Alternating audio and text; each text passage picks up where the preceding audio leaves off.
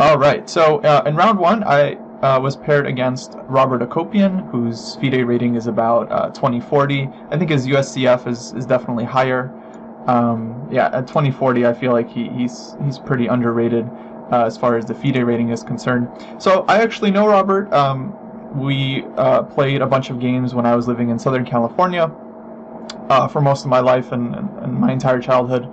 And so he's actually in the past been a pretty difficult opponent for me. I'm not sure what our record is. I think it's maybe about even or so. But he's inflicted some very painful losses on me, especially in the Benoni, which is like one of his favorite openings and the one that we play in this round. So even though it seems like I have like a huge rating advantage, I did not think this was going to be an easy game at all.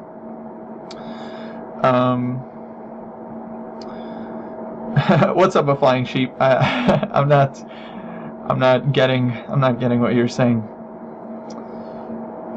Okay, so the time control for this one was pretty standard FIDE time control, game in 90 for 40 moves, plus 30 minutes after that, and with a 30-second increment from the first move.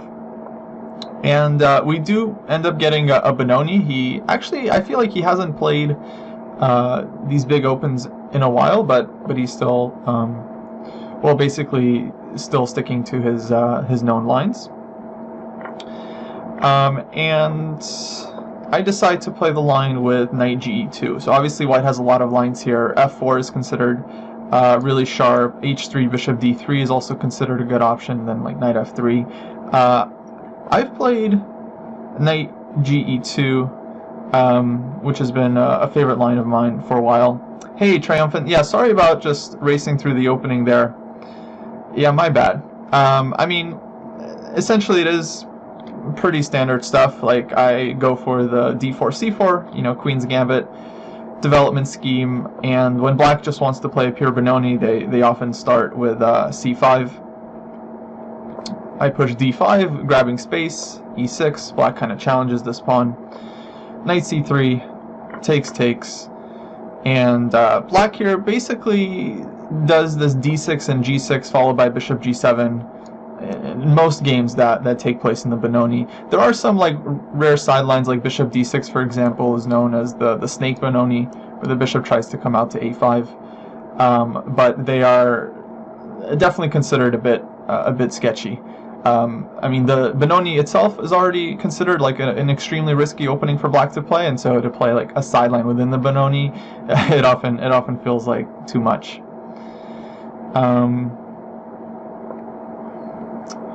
Oh, 1c5. Actually, yeah, this is another way to get to the Benoni. After d4, black can also start with c5. Oh, hey, a flying sheep, you subbed. Thanks for subscribing, much appreciated. I think this gives both sides actually some additional options. So something that's funny is that white can actually transpose into the open Sicilian with e4. I mean, actually, it looks like a Smith-Morra gambit, so you could do a Smith-Morra. But I think you can play knight f3 here. I'm not 100% sure, but I think you can play knight f3 here as well and just transpose to the open Sicilian. And hey, you're gifting subs now. That's very, very nice. So now Triumphant is a sub. That's awesome. Thank you so much. So here, I mean, there is a move that black can play to like hold on to the pawn, which is e5. Because if we take, then that runs into queen a5 check, which is a problem. But here, white can just revert to the Smith-Morra and play c3. And now that black has committed e5, I think this actually, there's some danger here for black. So this is a total tangent. This has nothing to do with the game. I just think it's interesting, and people maybe find it useful. Because now if black accepts the pawn, then it's like black is already committed to pawn being on e5. White's knight f3 is like perfectly useful, but a lot of times in the Smith-Morra, black wants to put this pawn on e6. So this is kind of definitely a worse version for black, and white just gets like very, very nice. I mean, if you like the Smith-Morra, then it already looks great, but even if you don't, then you should still play it, because it's a good version of the Smith-Morra. Let's put it that way. But okay, so we go for this kind of classical line in the Benoni. And like I mentioned, I played knight e2. This has been my favorite line against the Benoni for quite some time. The idea is to put the knight on g3, and the bishop goes to e2, and this knight on g3 doesn't look great against black's pawn on g6, but it does restrict black from playing f5 in these types of positions, which is one of black's main breaks. So bishop g7, knight g3. He throws in a6, trying to play b5. I play a4. Again, very common reaction. And now black goes h5. So this is actually a pretty typical idea as well. Aim to just play h4 and harass this knight on g3. Now, if black had already castled here, and let's say bishop e2, and then played h5, then white pretty much unequivocally should play bishop g5 here. Just like creating this pin and taking advantage that black just gave up the g5 square, and also stopping h4. And what usually happens is black has to do a little bit of acrobatics to, let's say, get out of the pin. Has to play queen c7. White has many moves here, but let's just say white plays f3, which is pretty typical.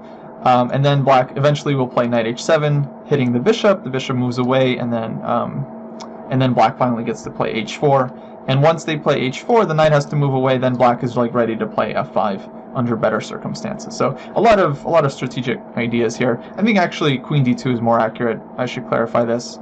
So that against knight h7, you could play bishop h6, because in my understanding, in this position, white should definitely seek the trade of dark square bishops. That's not true in every position where black has fianchettoed the bishop. There are many lines where white doesn't want to trade, especially if this bishop is passive, or if white's dark square bishop is particularly important. But in this case, I think it's definitely good for white to trade these bishops off. Okay, so that's kind of how the main line typically goes. But black played h5 without castling, which is a nice idea, because now bishop g5 doesn't stop h4 at all, because the rook is protecting it. So basically black is just trying to get h4 no matter what. The drawback of this is that it is pretty early, and black is going to have to commit to having this weak pawn for quite some time. So it's a very, very double-edged decision. Okay, so bishop e2, standard reaction, h4, knight goes back to f1. And this knight actually is headed to some very nice squares, because many times white tries to play bishop g5, and then the knight can come to d2 and c4, where it's placed very well, or it can also just sit on e3, where it's a great square as well. Yeah, if white plays h4 here, actually it's a good question, because we usually do want to consider this kind of move, just to kind of fix the structure and stop the opponent's advance. I think in this case it's a bigger issue that we're giving up the g4 square. So specifically what black often does here, after knight d7, bishop e2, and knight e5, is that black tries to just dominate this g4 square. Now if I castle, then it's super dangerous, because knight fg4 comes, and then queen is hitting this h4 pawn, so this is extremely dangerous for white. Bishop g5, like bishop f6, basically doesn't really solve any issues. So white would have to play f3 here in order to control the g4 square. But then the issue is that I'm never going to be able to play f4. What white often wants to do against this strong knight on e5 is to push f4,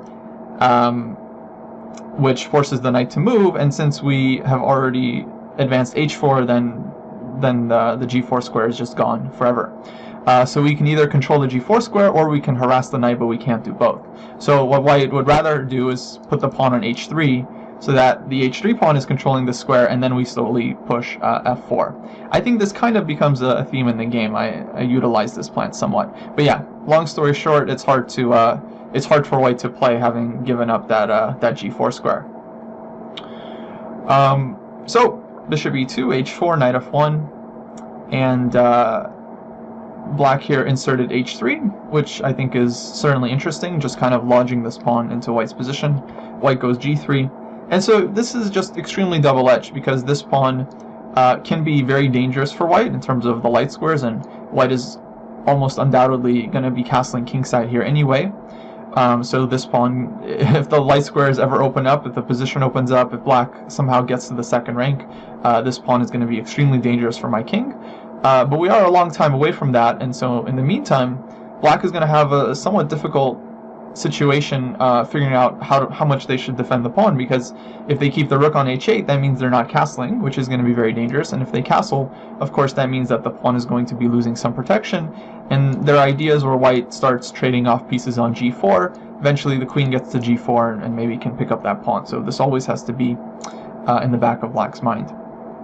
Well, he plays knight d7. I think this is definitely a normal move. I went bishop g5 and queen c7, which I think is also quite natural because he's unpinning and he has ideas of playing knight h7 at some point and harassing my bishop. And I decided to play knight d2 here. The knight could have also gone to e3. I decided ultimately to put it on d2 just to make sure that the e4 pawn was going to be well protected. And I also wanted the option of being able to retreat my bishop to e3 and then maybe playing f3 one day just to really get a very secure structure. Okay, so here black goes knight e5. I think based on the way the game went from here, we can kind of classify this move as not accurate. I think better would have been for black maybe to just keep more pressure over the e4 pawn, so something like castling here. I think I castle, rook e8, and then maybe I go f3. And then I think, in my opinion, black should maybe play like rook b8 and try to go for this plan. With some ideas of pushing b5, maybe trying to push c4 at some point. It's not easy for black to get this in, but on the other hand, it's not easy for white to make a whole lot of progress either, because as soon as I start pushing like f4, this is going to create weaknesses, and typically, you know, black gets counterplaying these kinds of positions if white doesn't, if white pushes too quickly. Hey, Michael Yang, good to see you. I think that's the main mistake a lot of players often make in the Benoni, is that, or playing against the Benoni, is that they typically just try to rush things and they just try to break like f4, e5 as soon as possible, but black's position is very resilient, and it's often not so easy. Hey, Chessweave in the chat. Good to see you. Actually, guys, if you haven't followed Chessweave, they have a great channel featuring 3 grandmasters, and yeah, you should give them a follow, because that is that is a lot of GMs for one channel. All right, so black went knight e5. I castled, and here he pushes c4, which is again very double-edged because he's gaining a lot of space. He opens up this diagonal, which makes it very tricky for me to ever play f4 safely, and he also wants to put his knight on the d3 square at some point, and get counterplay from that. Even if I end up picking up this d pawn, sometimes black just sacrifices the pawn, but they open up the light squares and becomes a big problem for white. Michael, these are my games. Yeah, I found them by playing them in person last week at the National Open. Okay, but the main drawback of playing c4 is that it gives up some squares as well, specifically this d4 square. So a lot of times black will play b5 at some point, and then white tries to get the knight to d4 and then maybe to c6 one day, if possible. Oh yeah, yeah, actually I didn't realize, but yeah, the first game in this tournament was a Benoni, and the last game in the tournament against Grandmaster Belos was also a Benoni, and yeah, very, very wild game. But no, this is just round 1. But yeah, we'll get there. That game was really interesting. All right, so after c4, I thought for a little while here, and I ended up playing king h1. I think this is a reasonable move. White had other moves as well. This is basically just a prophylactic move. I want to put the pawn either on f3 or f4 at some point, and I definitely don't want to play f4 if his knight can just jump to g4 very easily and aggressively. So I have to be very careful, but f3 is something I could play at any moment, and I just want to be able to avoid this check on b6, which might be unpleasant. Also good, I think, was a5. This is definitely a reasonable move, and I end up playing this next move. Usually this is a good move, just kind of fixing black's structure and not allowing black to connect the pawns. But it wasn't quite needed yet because black wasn't really threatening b5. But had black played rook b8, then I would strongly consider fixing it with a5. Well, king h1, black castles. Here I decide to play a5, and I think Robert made a pretty serious mistake here with this move bishop g4. So his idea, I mean, we discussed a little bit after the game, was just to induce this move f3 and kind of like open the diagonal and potentially use this pawn as a target. In fact, later on he even plays like g5 and g4. But I felt like this wasn't the position to do it, because I think this move is often just useful for white to control the e4 square, and white just kind of deals with the pressure as it comes. But f3 is typically not something that white should shy away from. Actually, good question from a flying sheep. Do I have to go for f3 or f4? Which kind of opens up the king.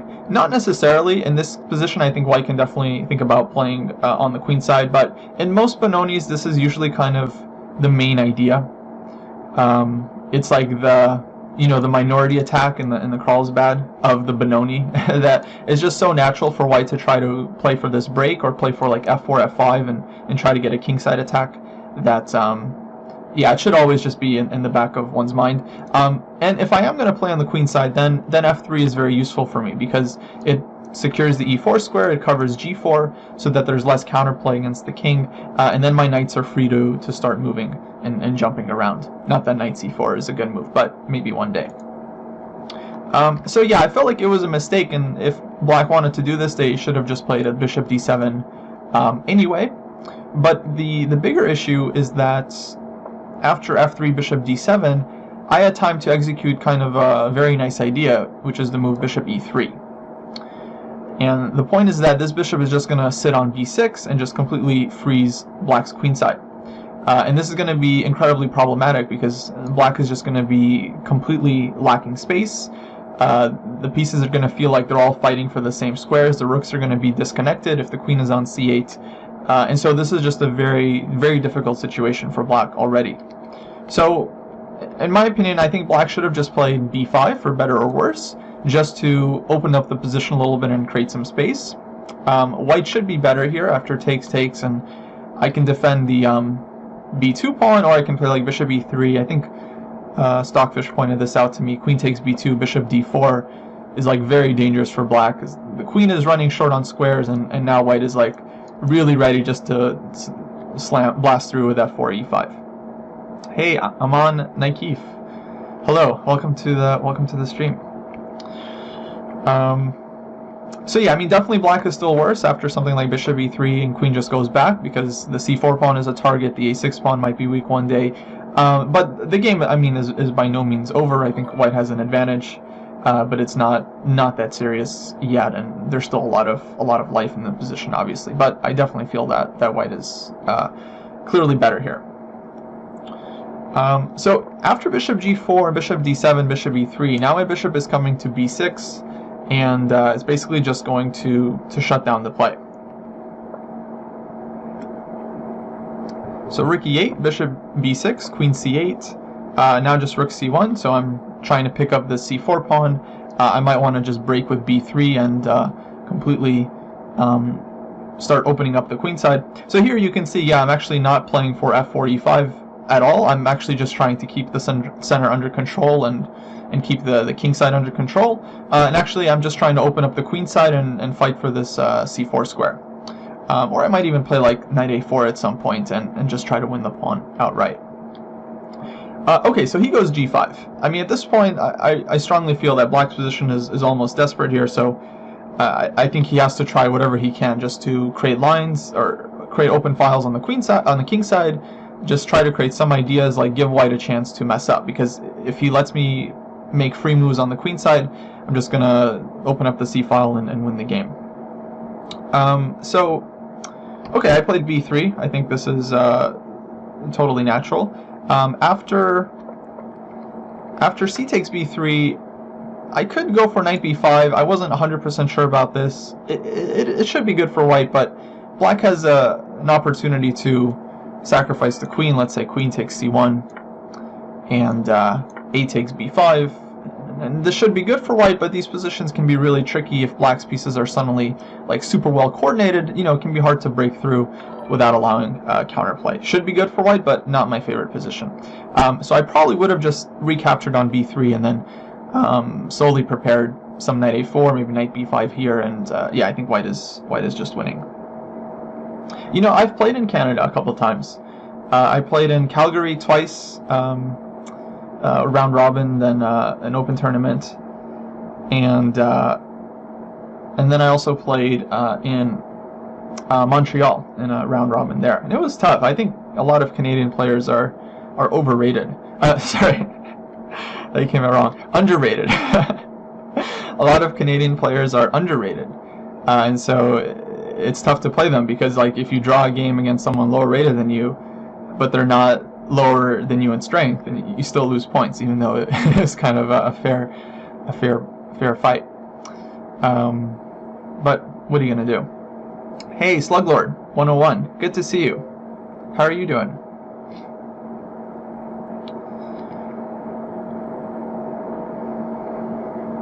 So after b3, he ends up going g4, f4, and knight f3. So just dropping the knight in there, trying to open up the light squares. If he has to sacrifice a pawn, 2 pawns, at this point for black it really doesn't matter, because if he doesn't do something, he's going to get slowly rolled over. And yeah, I considered a bunch of different moves here. I mean, we can take on f3, or we can take on c4, because the knight on f3 isn't really threatening anything. I mean, black is trying to target the e4 pawn, so yeah, knight takes and then knight takes e4 might be an issue. Okay, eventually I decided just to play knight takes c4. To me, this felt like the simplest, and it's based on some small calculations here. So if black goes knight takes e4, then I just take rook takes e4, and not knight takes d6, actually. I mean, this would be my first consideration, but in the game I didn't really want to play this position after queen takes c1 and rook takes e2, threatening checkmate. I have to go bishop f2 because rook f2, black has rook e1. So bishop f2, and I have a queen for rook and minor piece, which is a lot of material, but it's like, again, my king is here. It just feels like kind of unnecessarily complicated, and like his light squared bishop is a potential monster. Like, I think white has to be very careful here, and there would be just so many ways to blunder in this position. So instead of trying to win the queen right away, it's much simpler for white just to take this knight on f3 first, and then after g takes f3, knight takes d6.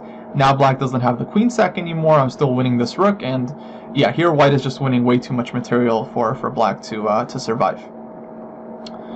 Black could also take with the rook on e4, but this one I think is a little bit easier to calculate. Just knight takes d6, and then I'm just picking up the knight on e4. I mean, it looks scary, like in a different position this knight would be checkmating me, but thankfully I have all of the important squares covered, so white is doing quite well here and just winning a lot of material. So yeah, knight takes c4 seemed like a very good solution to white's issues. Now I'm hitting the d6 pawn as well. Black played queen b8 to cover the pawn. It's hard to suggest something else. And now I took on f3 twice. So now I win the second pawn because I've already grabbed the c4 pawn. And now I get the second pawn at the cost of my light squared bishop, but if after black goes bishop g4, it's just one tempo, queen d3. Black doesn't really have enough counterplay here. And now I think the plan is to start playing for this f4 and e5 break, because now I have a lot of material, my pieces are very nicely centralized, and black's king is potentially quite weak, seeing as how black has already lost 2 of the defending pawns here. So now is the time for white to kind of use the fact that black's rook is stuck on a8 and, well, just play for the king side. So knight d7, bishop d4, and then black played knight c5, and okay, pretty easy decision for white just to take on c5, d takes c5, and knight b6. Can I sack the queen here? I mean, probably white could, because white is kind of dominating the position, but I I don't think it's really necessary. I think when you're winning, like you're up 2 pawns and you have such a great position, it's probably it's probably just not worth it, and better just to keep control, not take crazy risks, not try to win a brilliance or anything, but just try to actually just reduce counterplay. This is one of the things, in fact, I've been working on in my game, I think for more than a year, where a lot of times in good positions I'm often messing up. I'm going for the win too quickly, just trying to like rush things, or I end up allowing counterplay and my opponent gets all these unnecessary chances, then I blunder something and all of a sudden not winning anymore.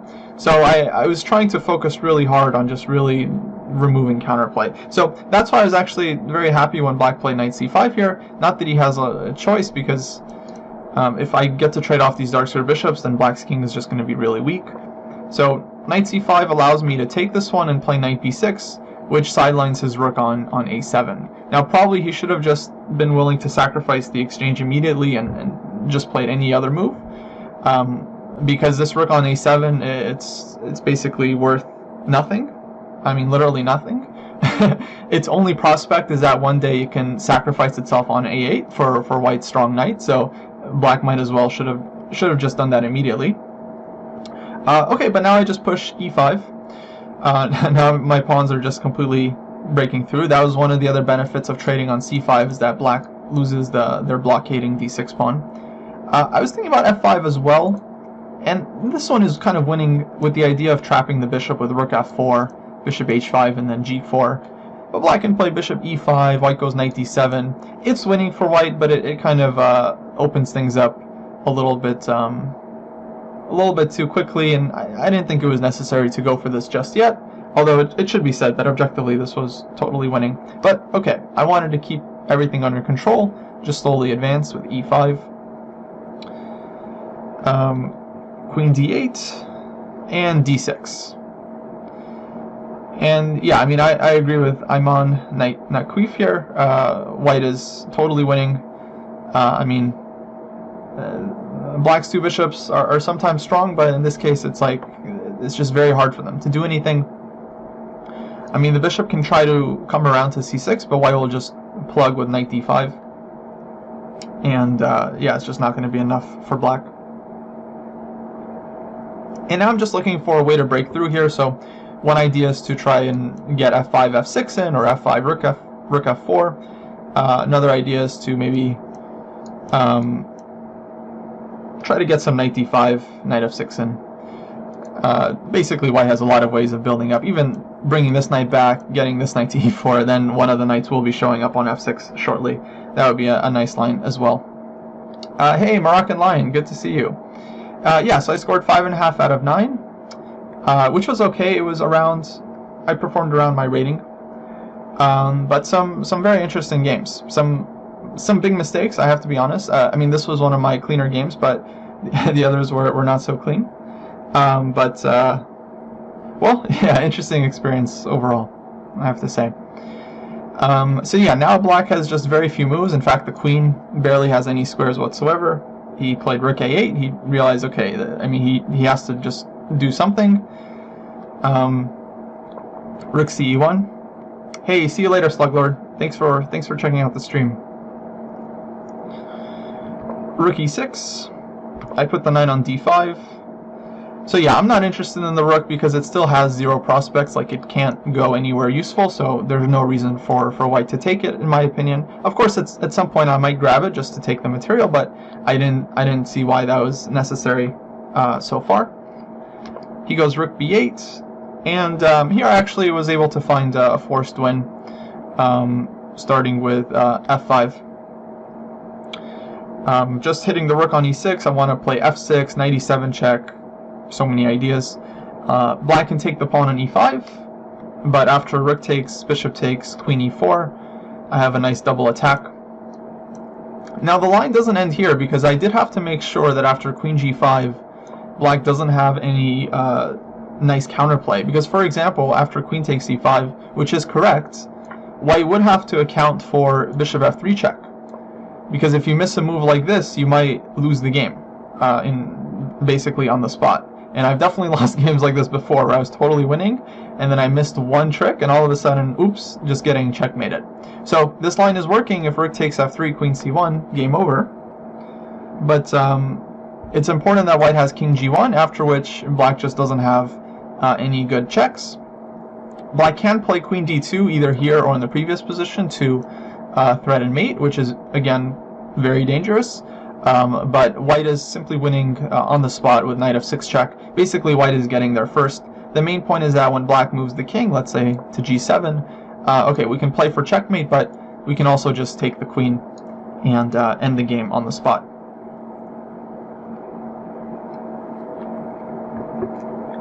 So this was very important to calculate to the end. I mean, it obviously works out for white, but if I hadn't seen this, then it would feel like I'm taking a lot of risks again. So this happened in the game. I took on e5. Black played queen d2 immediately, which doesn't make a huge difference. As after knight f6 check, king f8, the other knight comes to d7, king, and actually black resign here because king g7, again, I have knight e4. Or I can also play for mate with knight h5 check, queen g7, and knight f6 is a nice checkmate. Okay, so round one, I won. So far, so good. I was reasonably happy with this game because, again, this opponent was quite difficult for me in the past. But in this game, I felt like I controlled the action.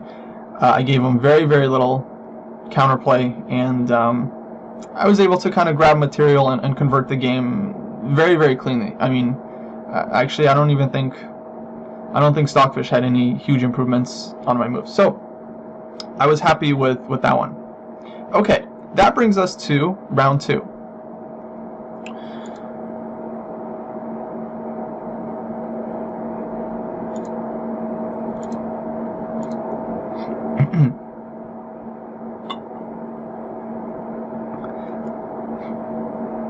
Okay, Flying Sheep asked, this isn't really related to the matter at hand, but how do I avoid overthinking things?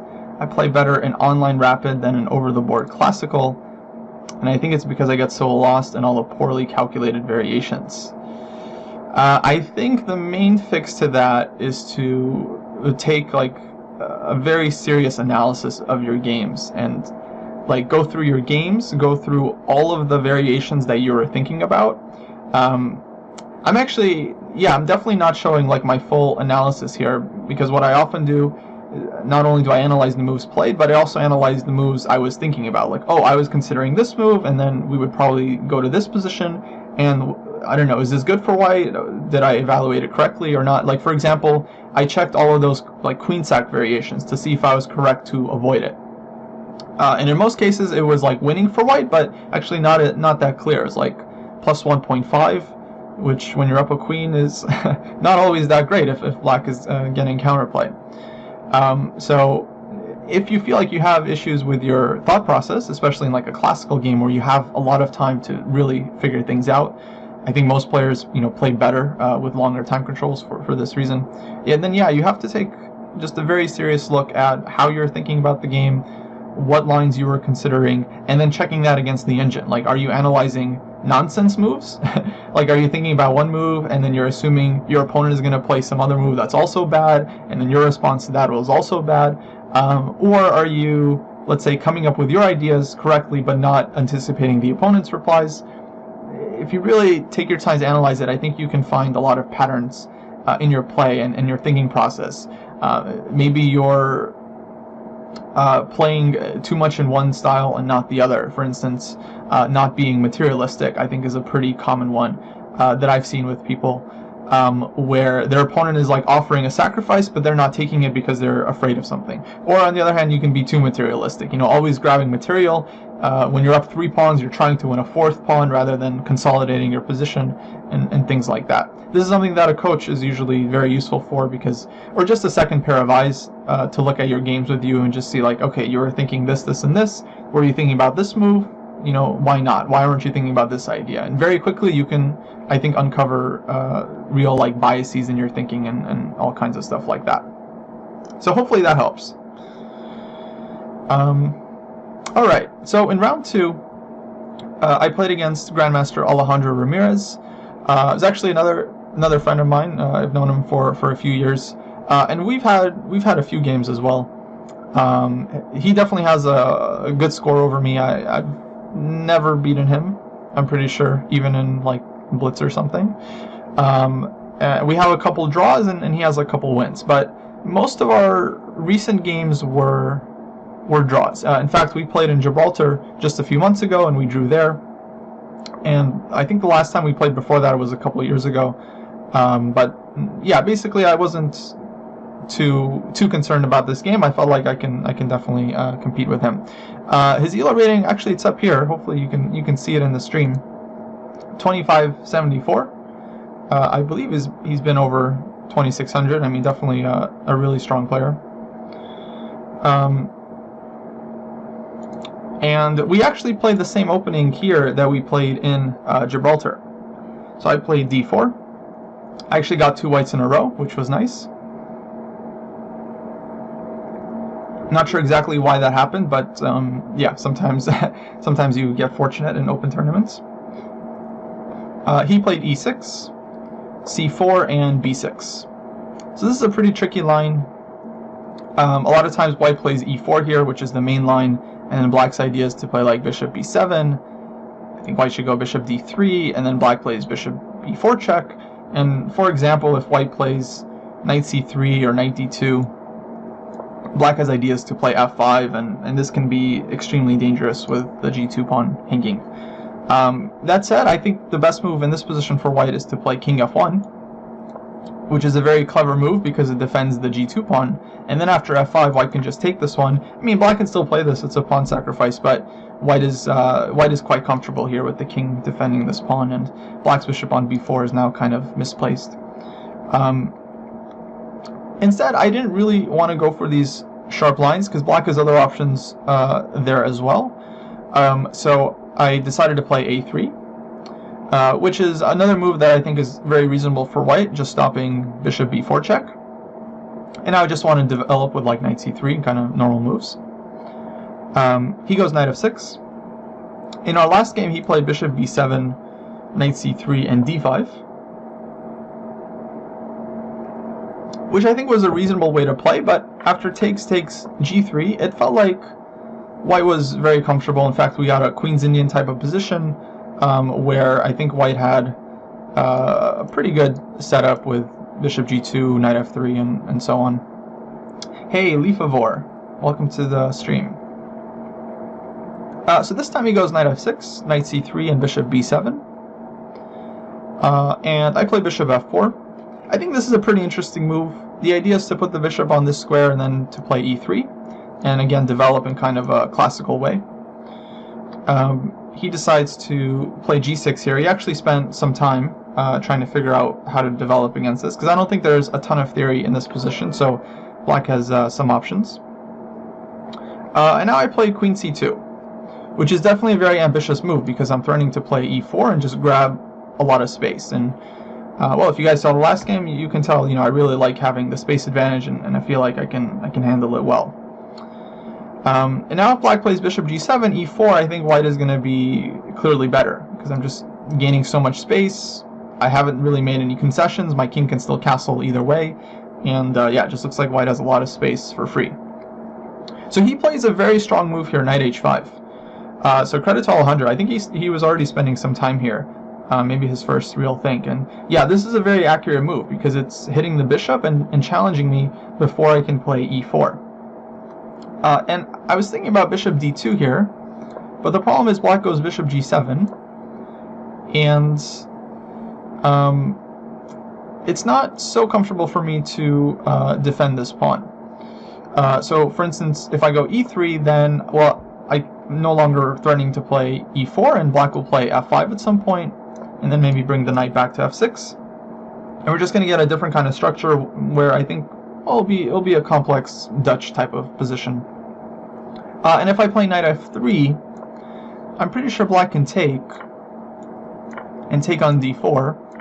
And if queen e4, then knight c6. And I think this is working for black, but basically defending both pieces and keeping the extra pawn. So I didn't want to go for that. Although objectively, I think this was kind of the safest thing, just to play e3, knight f3, and continue from there. But the best move was probably bishop e5. This was usually, this is usually the critical reaction against this knight h5 ideas. We see this in the London sometimes, other variations, which kind of induces this move f6, and then bishop g3. So the problem is white has to be willing to give up the two bishops, which I wasn't exactly sure about in this position. I mean, if black takes on g3 right away, then I think this is kind of nice for white. Like, let's say f5, I'll play knight f3, bishop g7, e4, and then I'll castle queenside, and I'll go bishop d3. This is dangerous for black with the open h-file. I mean, black has compensation with the dark square bishop, but this is definitely tricky to handle for black here. But what was concerning me is that if black doesn't take the bishop right away, but instead plays a move like f5 or bishop g7, and then castles f5, I wasn't exactly sure what I'm going to do, because I mean, I guess I could play e4 here, but even then I think castles and f5 comes rather quickly, and yeah, it just felt very, very unclear to me over the board. But still, I definitely should have gone for that. Right? I mean, I can also develop more modestly with e3, bishop d3, but white is certainly not worse. Maybe white's not better, maybe it's like dynamically balanced, but a very, very playable position, and we know what white is playing for. But yeah, objectively, I should have done that. Instead, I played this move, bishop e3, which is not necessarily a bad move, but I definitely regret it, because I think white had better options, because now I'm blocking the e-pawn. Well, my idea was after bishop g7, knight f3, that I can defend the pawn, and now there's no bishop takes f3 because the pawn is protected, and at some point I can just go back bishop g5 and then play e4. So I'm not sure if this was the best idea, but that was kind of the plan. So castles, bishop g5.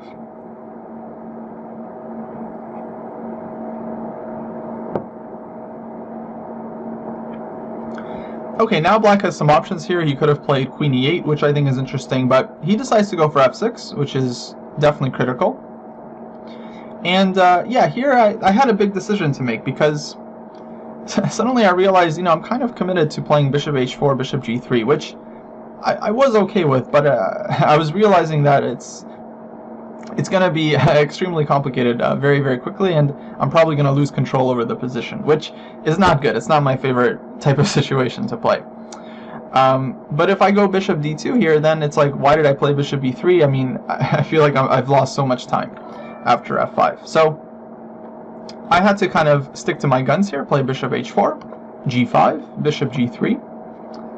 And now the move I was most concerned about was f5. Because black is starting to play f4, just trap the bishop, which is a common problem. Now I could play bishop e5. This is a pretty safe one. But I was really strongly considering e3, f4, and then bishop d3.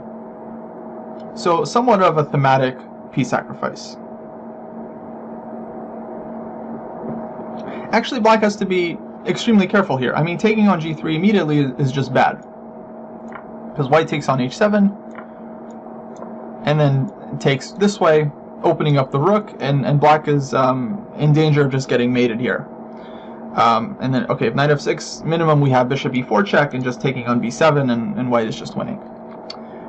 So black shouldn't take on g3, should play h6, and then it's a total mess. Apparently white is doing okay after bishop e4. I was just analyzing this a bit with the engine, but yeah, it's a very, very messy position, but white does have compensation, and eventually we'll probably just have to take on f4 and get out of it.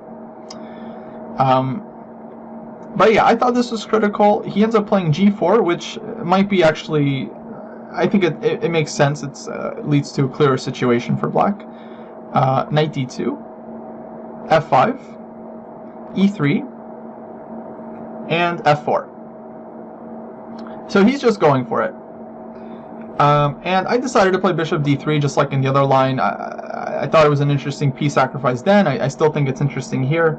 It's definitely, let's say, extremely risky, maybe objectively dubious, but it's actually very difficult for black to deal with this, and well, both sides just have a very difficult situation on their hands, because I certainly misplayed the attack, Alejandro definitely misplayed the defense, and the advantage slightly went back and forth a little bit. Though at this point, I have to say, during the game, I was not feeling great. I was feeling very pessimistic about my chances here. I mean, it just felt like white shouldn't really have enough. I thought maybe there's compensation, but if black plays this accurately, then black should be better.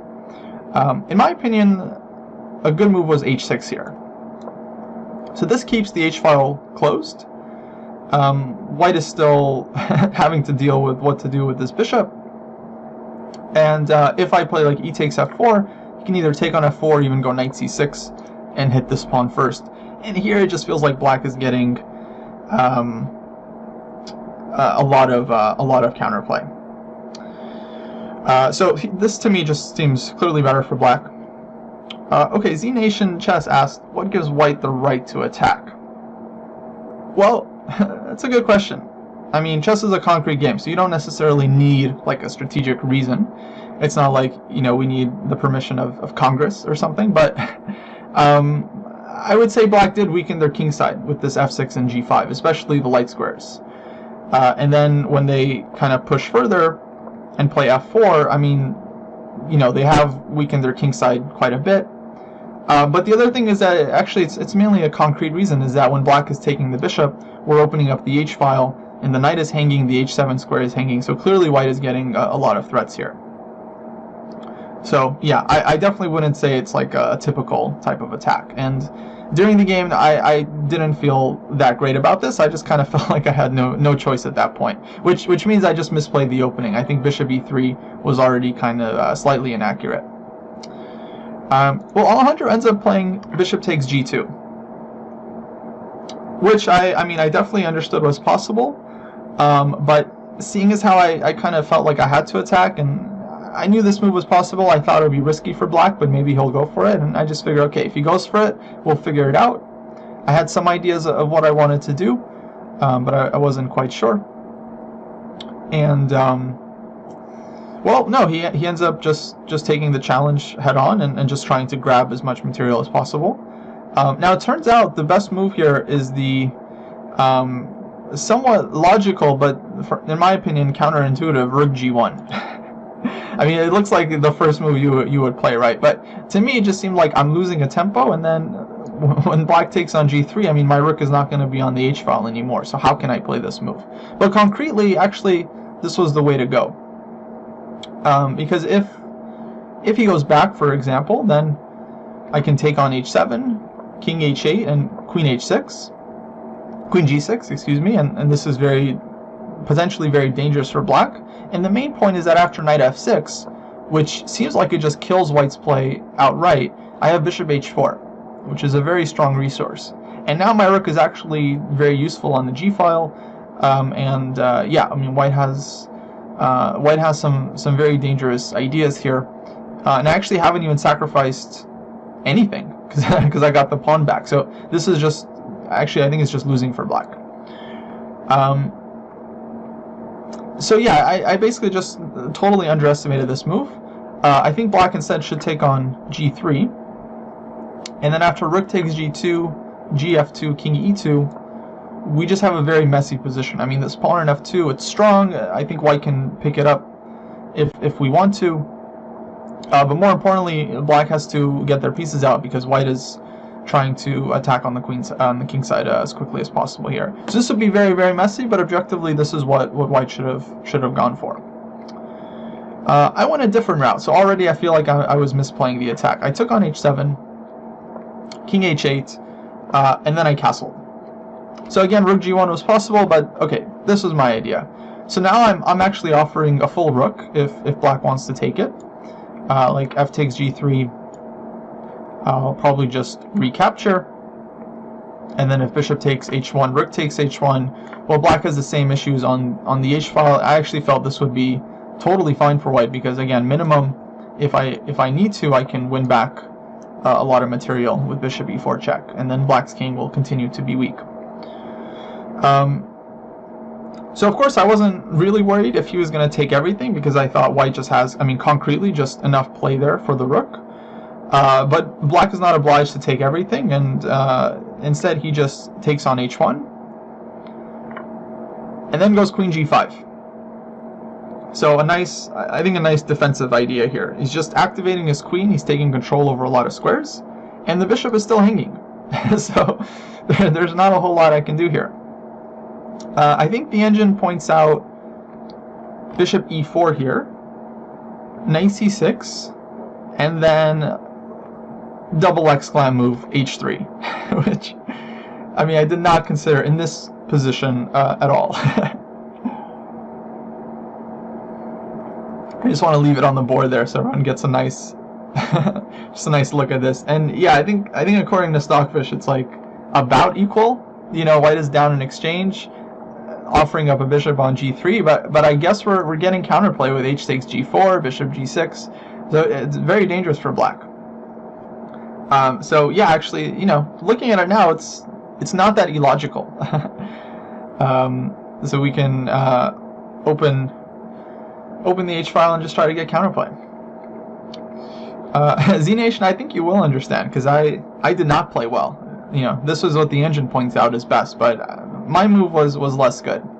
At this point, I just felt like I had no choice, so I had to take on f4. Knight takes f4, and now I played h3.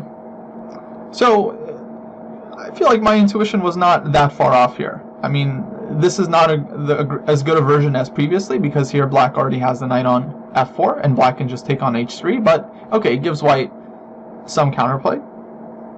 And he actually surprised me with knight takes h3, which to me looked dangerous. I mean, probably fine, but very, very dangerous, because, okay, white is only sacrificed in exchange for the light square bishop, which is a very strong piece on this board.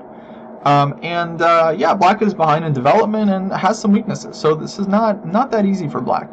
It was probably better just to go g takes h3, because there's not a whole lot I can do on the g file, and this pawn in h3 is just blocking the h file. So this one, I think white gets less compensation. So knight h3, I go f4. I think this is actually, this part of the game I think I played well, because I found the only way to pose real problems. He can't take on passant, because I'll take on h3. So he goes queen h6, bishop e4, knight c6, and now the key move queen d1. And my point is that I'm just hitting the g4 pawn, and actually if black lets me take this one, then the knight on h3 is going to be lost. So if I'm allowed to take on g4, the game might be just over. He played queen h5, which defends the pawn, but now bishop g2, and I have a very nasty threat of rook takes h3, and now it just feels like white is actually getting a lot of very annoying threats against the king side. I should note that if black had played queen h5 first, then I would have simply inserted this move bishop g6, and then we would essentially get the same position. So black has to lose this tempo with queen h5. So this was a nice idea. I mean, I felt like the game was actually turning here. But black, I should point out, did have a way to gain the advantage, and that was with the move rook takes f4. Just giving back the exchange, but making sure that white doesn't get this kind of control over the position. So takes, queen takes, g4 is defended, d4 is now potentially hanging, and I have to give up my dark square bishop, which might have been a useful attacking piece. So here I think black is clearly better. It's still complicated, but he's also up 2 pawns, and that's not exactly worth nothing. So queen h5, this was a mistake on his end. So bishop g2 and rook f5.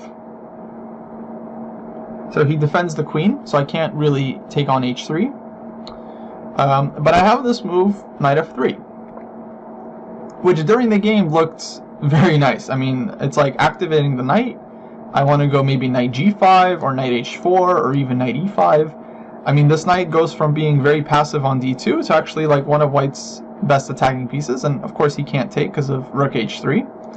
But objectively, actually, this wasn't right. In fact, he pointed out this move after the game, which I honestly didn't consider all that seriously, knight f1. But Stockfish confirms that this was actually the strongest move, with the idea of trying to put the knight on e3, and actually just fighting for this critical g4 square. I mean, I understood this pawn was important, but I didn't think I had time to go knight f1, knight e3, and just take on g4. But actually, it's very dangerous for black to defend.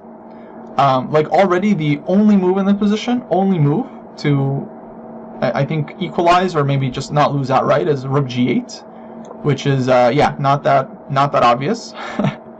And then with best play, I think we get some kind of equality, but yeah, it's black is walking a very, very tight rope here. I think maybe d5 is better.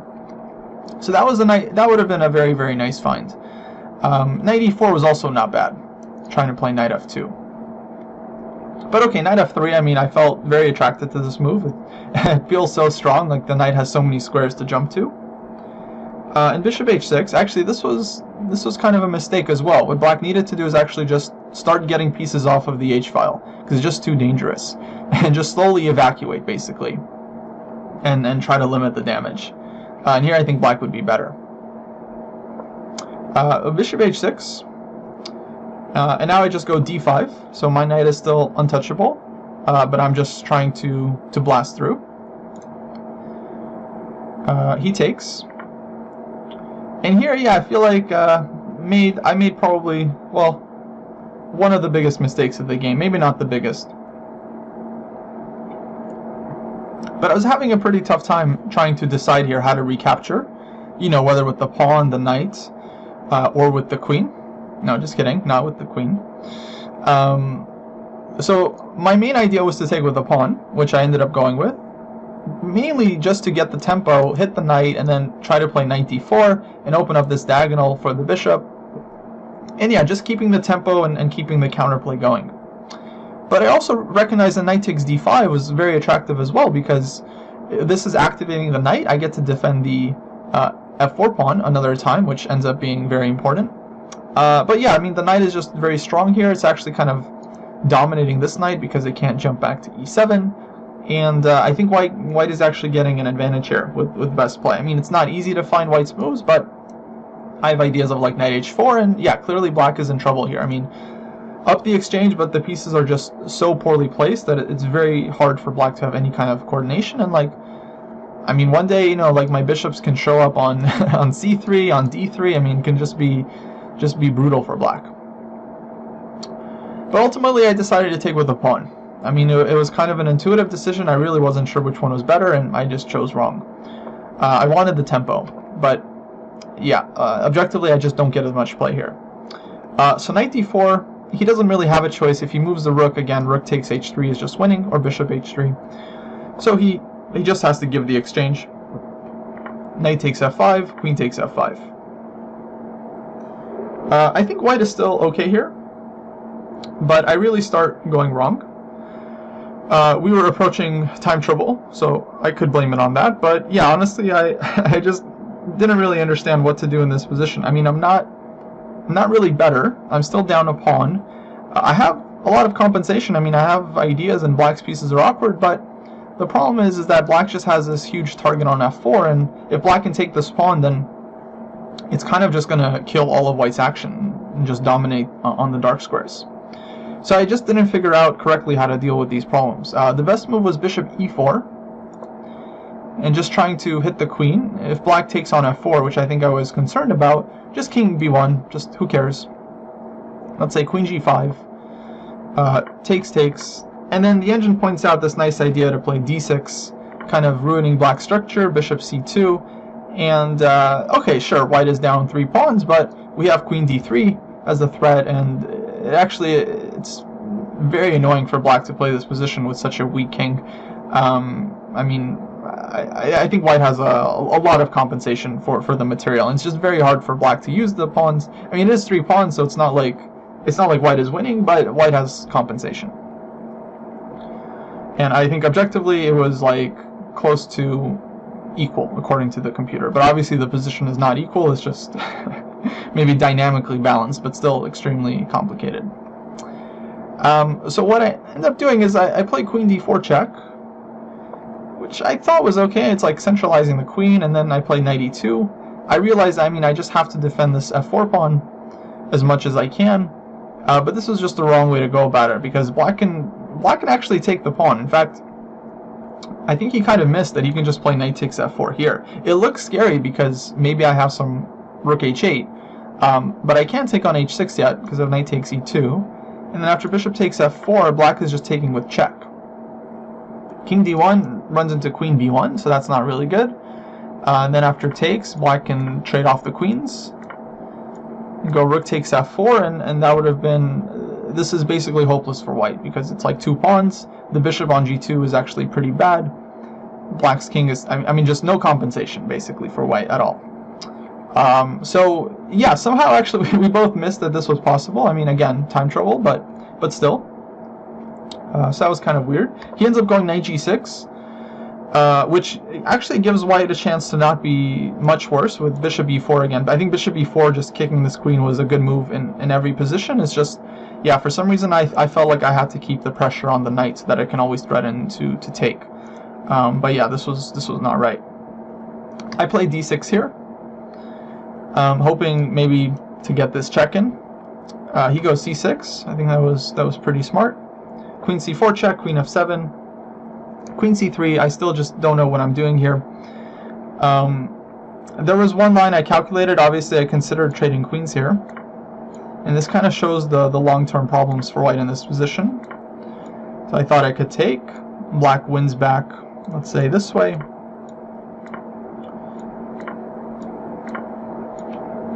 And we get to this rook endgame 4 versus 3, but the d pawn is just so weak. Now I do have chances here. For example, rook e3 is a really good try, threatening check and rook e7.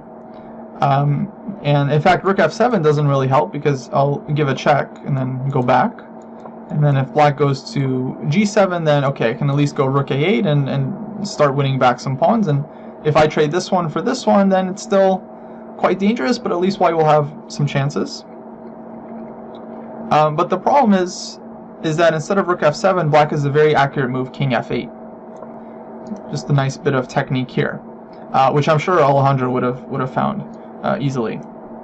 Because now after rook e7, rook f7, I don't have any follow-up, and if I have to go like rook d3 here, then black will just slowly pick up this pawn and maybe bring the king to e6, rook to f5, rook d5, and yeah, eventually I'm just going to be down 2 pawns and losing. So this was offering maybe some drawing chances, but probably not. So, queen c3. I have to keep the queens on the board. Now he finally takes on f4. We trade some pieces. King b1. And we get this situation with opposite color bishops, but after queen takes d6, black grabs a 3rd pawn. And this was actually nicely calculated by black here, because when I give queen c4 check, which I was kind of hoping for, and taking this pawn, and maybe I have some compensation against black's open king, he has king g7.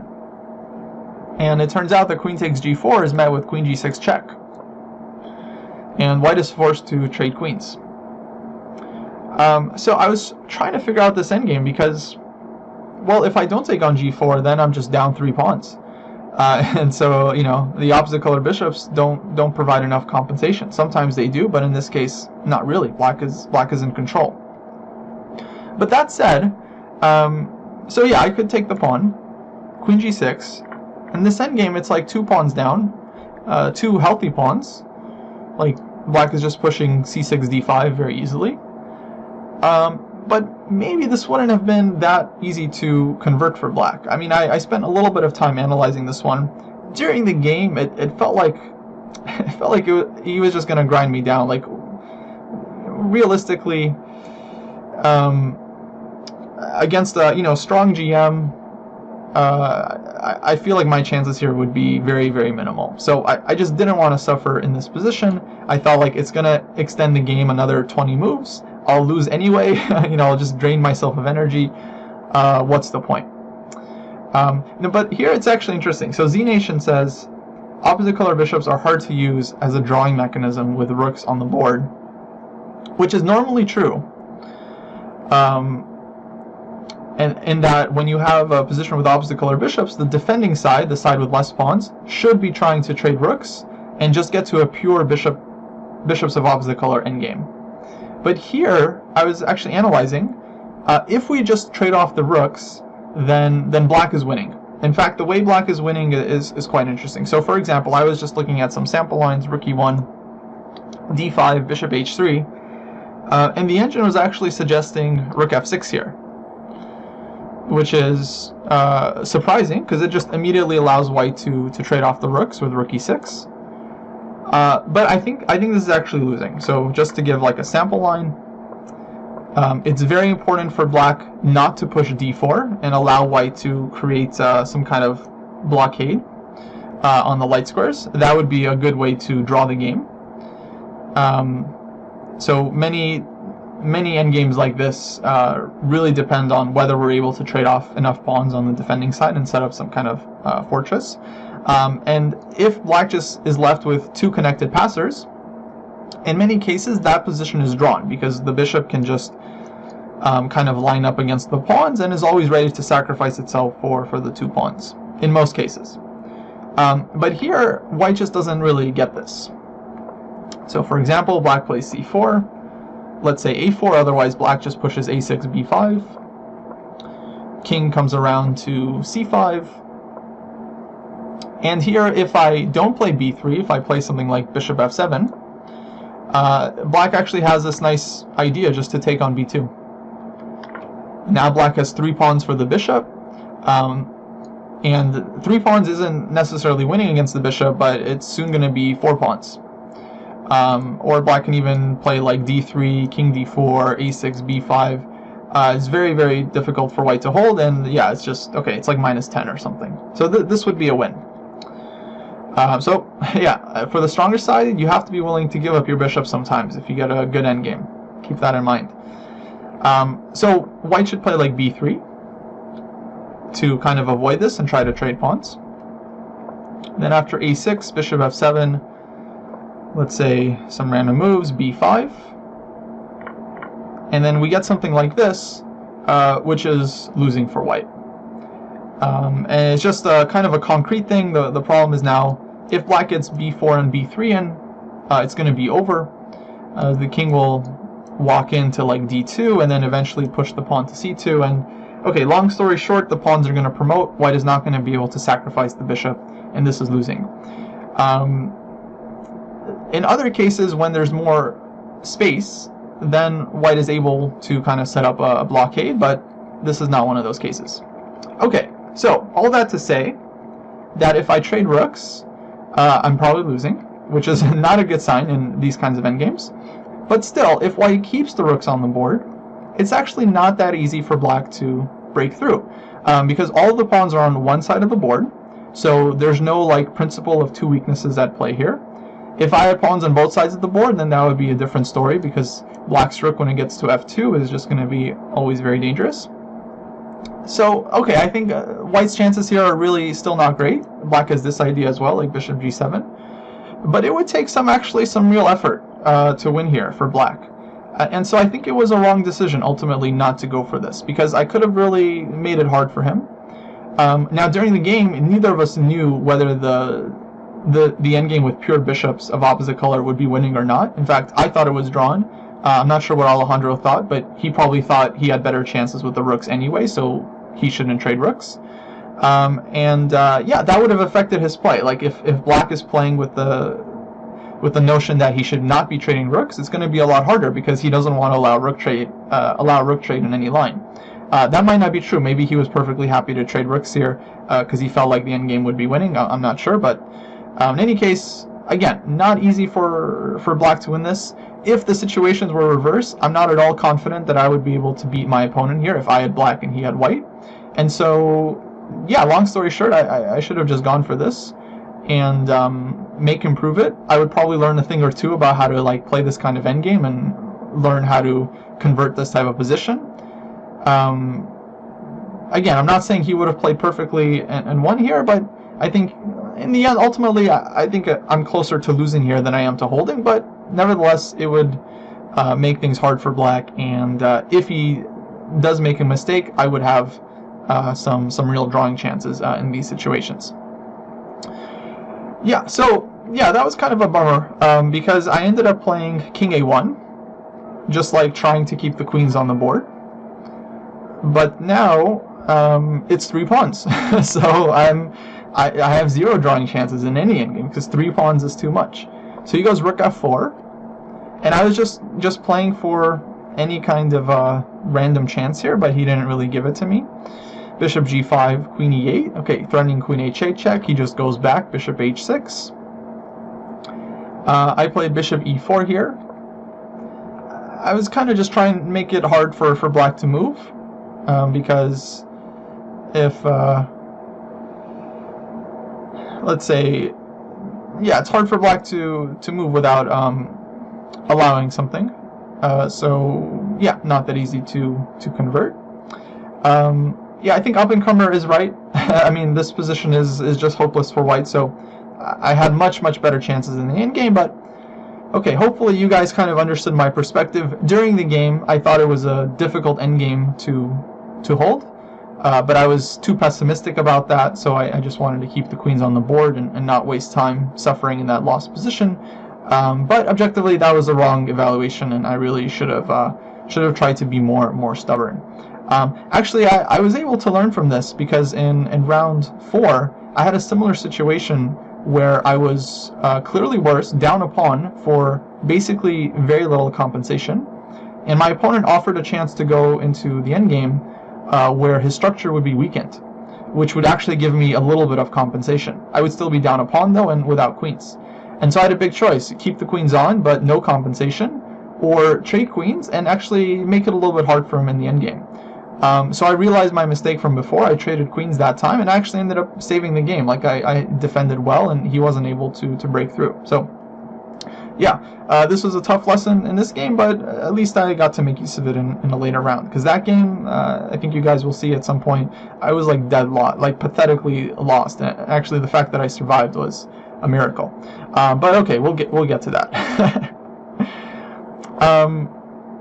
So yeah, the game actually ended quite quickly. So after Bishop E4, he goes Queen E6, and now he's insisting on a queen trade, seemingly under better circumstances for white, because at this point I'm just forced. Now my bishop is hanging, so I don't have any choice. I took on C6, and here it seems like a better version for white because his pawns are no longer connected, but it's actually not. It's actually worse because his pawns are farther apart now, and so it kind of stretches the defense. And now the principle of 2 weaknesses does come into play, because if I'm trying to defend against these pawns, then one day I'm going to have issues with my b2 pawn, and that's not going to be easy to defend against. And the fact that, yeah, these pawns are on the king side, my king is like farther away. If I wanted to use my king to help, again, I'm abandoning the queen side, and that's going to be a problem.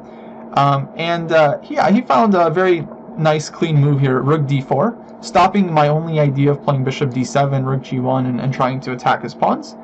And yeah, basically, finally, I realized it was probably time to resign, because this endgame, yeah, actually is a lot worse than the previous one, because here his king is just getting in very quickly, and effectively he can put his bishop on f4, king on g5, pawn on g3. I mean, I can blockade for a little while, but ultimately it's just not going to hold. Like, black just has too many pawns, too many targets.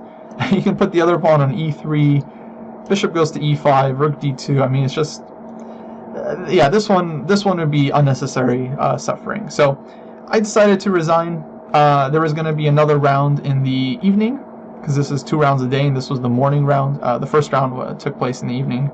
And so I felt like, okay, I should save some time, save some energy. This was a tough loss, but the best thing I can do now is just accept it, try to learn from my mistakes, recuperate for the next game, and not let it affect the rest of my tournament. Because I think I mentioned this on the stream before, like, the most important thing to remember when you've lost a game is that it doesn't necessarily mean your tournament is ruined or over. And so if you lose a game and then that ruins your mood, you're effectively worsening your chances for the rest of the event. And so this is like bad strategy, bad tournament strategy overall. The best thing to do after a loss is to try to understand why you lost, what kind of mistakes did you make, at least just briefly. You shouldn't analyze the game super deeply if you don't have time. Just try to understand what you did wrong. Did you misplay the opening? Did you miscalculate? In this case, I feel like I misplayed a very messy position, and then I didn't really defend in the best way. I should have traded queens earlier. So you can get a little bit of closure about the game.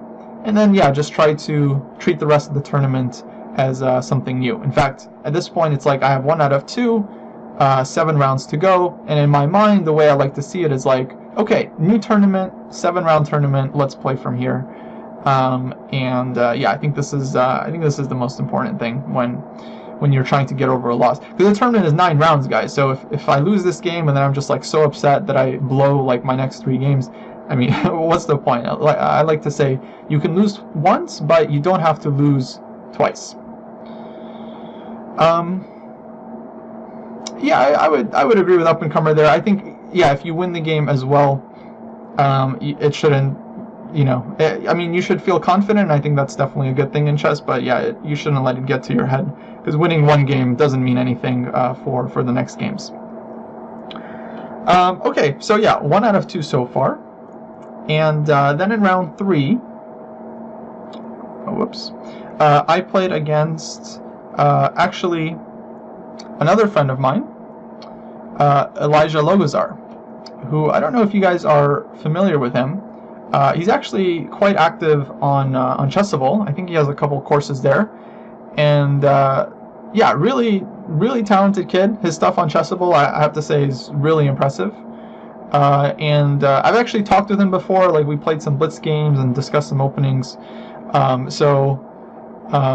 Yeah, I'm like a big rating favorite in this game, but I felt like this was going to be a very tough game because Elijah, he really knows his stuff.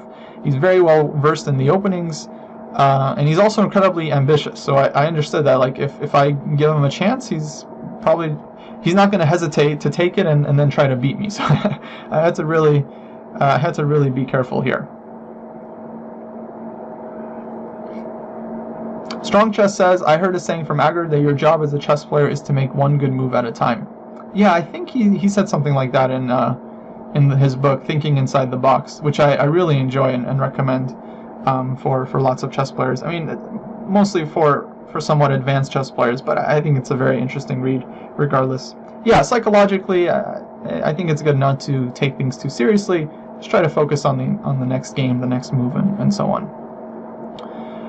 Okay, so round 3, e4, I played knight c6. This has been a pet line of mine in the last year or so. I kind of like this option against players when I'm trying to play for a win with black, because it gets to very imbalanced position.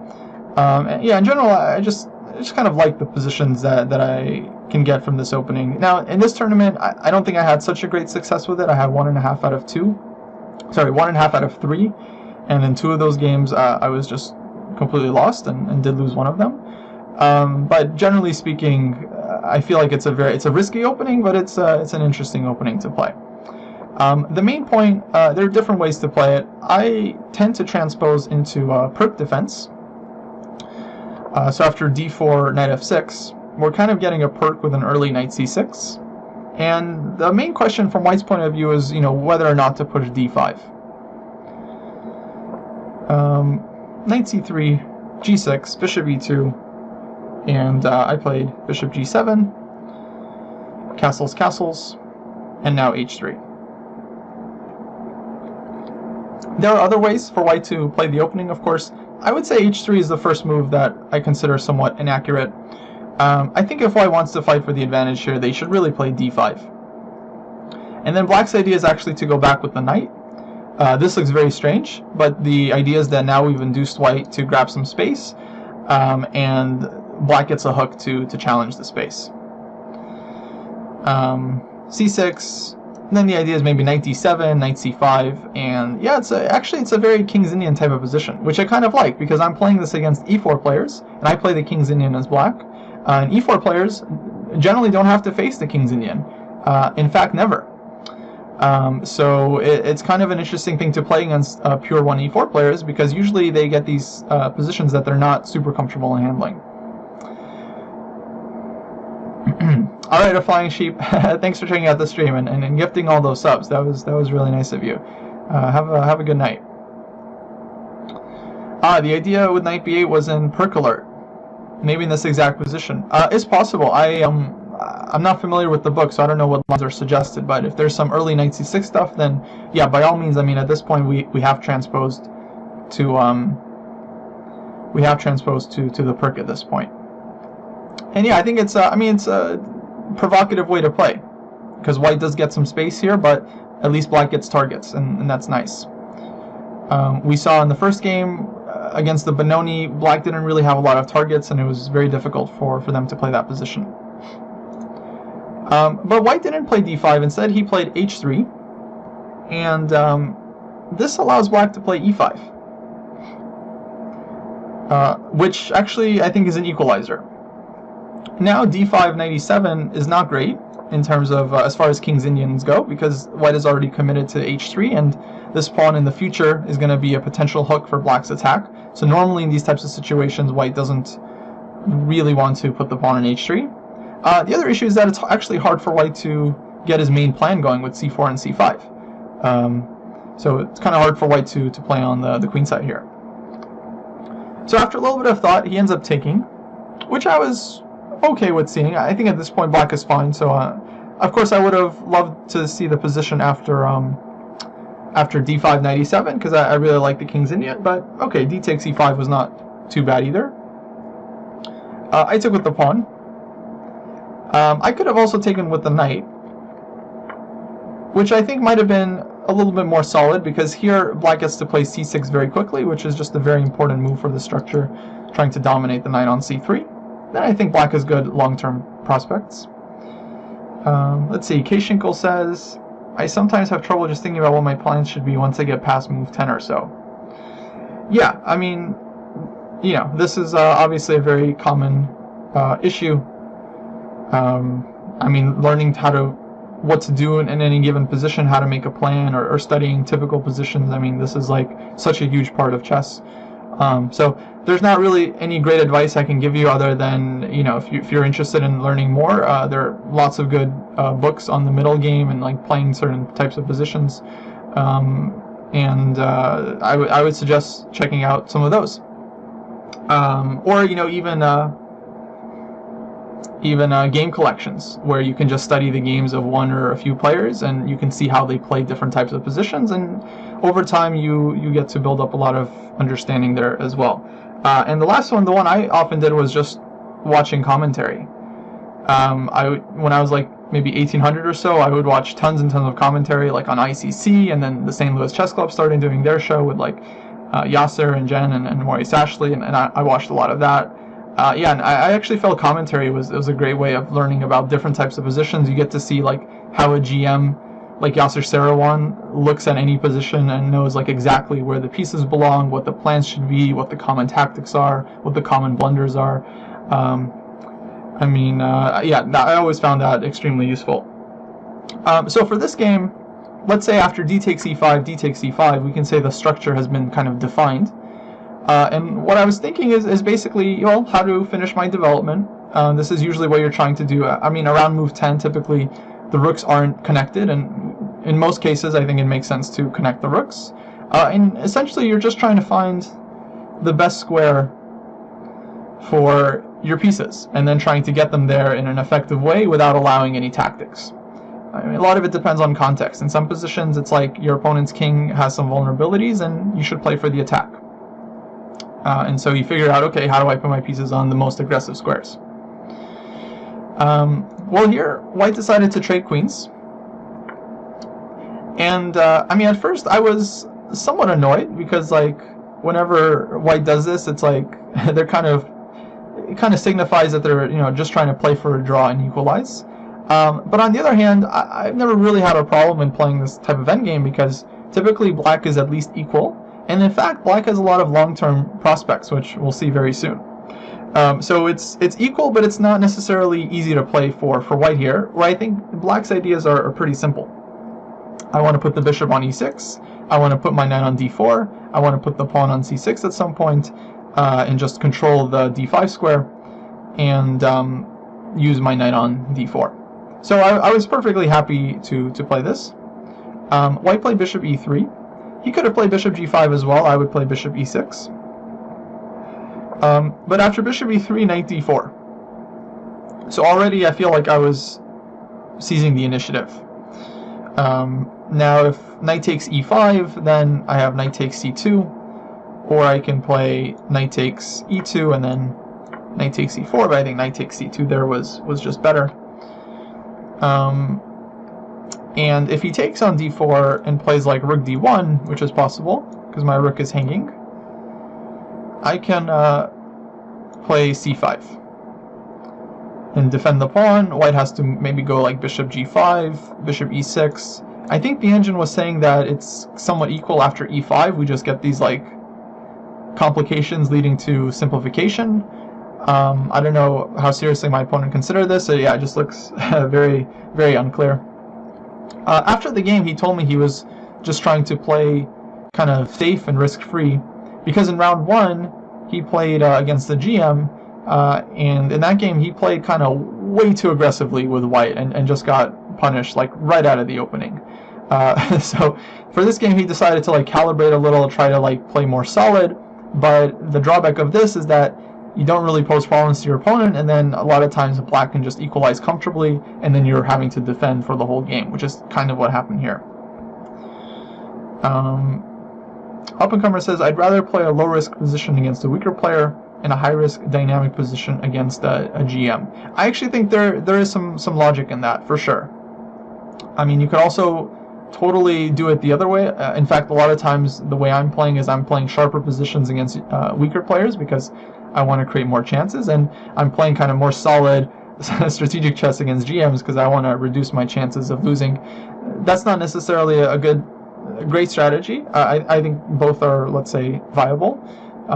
Most importantly, I think it's just good to have balance. You know, you shouldn't try to play one type of way in every situation. You should try to pick and choose your battles, basically. But that doesn't mean you should always, you know, go crazy against GMs, because I typically really like it when I'm playing black, my opponent is playing white, and they're playing like super aggressive, because it knows that, okay, I know that if they mess up, I'm going to get some immediate chances to win the game. And I also actually, like I mentioned, I'm happy when they try to play overly solid, because then I get to kind of play risk-free, and I can just try to press and win the endgame. So I think the best is like a balance. Try to play good, ambitious moves. Don't take too many risks unless you absolutely have to. Just try to keep control over the situation, and then force your opponent to try and, you know, come up with something in order to beat you. But still try to play ambitiously. I think that's the best strategy. Okay, so he goes rook fd1. And I think this is reasonable. He allows me to grab the two bishops, which I was happy to take. And now bishop e6. So if he takes on e5, I'm taking on e4. And instead he goes knight c3. Okay, I think it's logical, just bringing the knight back. And here I decided to trade rooks and play c6. Because if I played c6 first, then it simply runs into rook takes d8 and bishop takes a7, where I don't think black really gets enough compensation, and so white just gets to steal a pawn, basically, which is probably not good. So I could take, and I push c6. The engine actually likes white's position after a4. Not exactly sure what the idea is here, but one of white's main plans is to play a5, and then just try to get a grip on the dark squares, maybe knight a4, knight c5. So sure enough, this was actually quite logical. I'm surprised that black is somewhat worse, but okay. You know, Stockfish has its opinion, and I have mine. Instead, he played knight e1, which I think is also very logical, but probably not as good. Just trying to bring the knight to d3 and then maybe c5. Knight d7. So, like I mentioned, I'm trying to put my pieces on the best squares here. From black's point of view, the knight really belongs on d7, and the bishop belongs on f8, because it's not doing anything against the e5 pawn, but I can play f6, my bishop can control this diagonal, my knight can jump to the c5 square, my king can come to f7, and so I think this is how black just gets a very comfortable development. So knight d3, bishop f8. The game progressed, I would say, very slowly here. meaning both of us are just calmly improving our positions. But now that black has the 2 bishops, the problem is that I think in the long term black's prospects are better, because whenever the position opens up, the 2 bishops are immediately going to be very powerful, and especially the light square bishop is kind of the most important piece here. Yeah, I'm not too worried about this rook on a8. Obviously it seems passive, but white can't really do anything with his rook either, so there's really no urgency whatsoever. Eventually I'll play b6 and get the rook out, and that'll be fine. Maybe a5, or maybe b5, a5, a4. So in fact the rook sometimes is useful on the a-file. So in fact I wasn't concerned about this one at all. Triumphant, the light square bishop, mainly because white gave up their light square bishop. So now this one basically has no counterpart, it has no equal. Most of white's pawns are going to be on the light squares, which means this bishop is going to be able to target a lot of pawns in the long run. So that's why this is the unopposed bishop. Exactly. So king f1, f6, king e2, king f7, f3, bishop e7. So yeah, a lot of players, I think they get somewhat annoyed when they have to play this type of position, like against a lower rated player. But I feel like black is just playing risk-free here, and so you know, whatever. The way to play this type of position is to just make very, very slow improvements. Just improve your position step by step. My plan was to play g5, h5, threaten potentially to play g4. At the right moment, maybe swing my rook over to g8 and try to create some kingside play. And basically, this is the principle of 2 weaknesses here.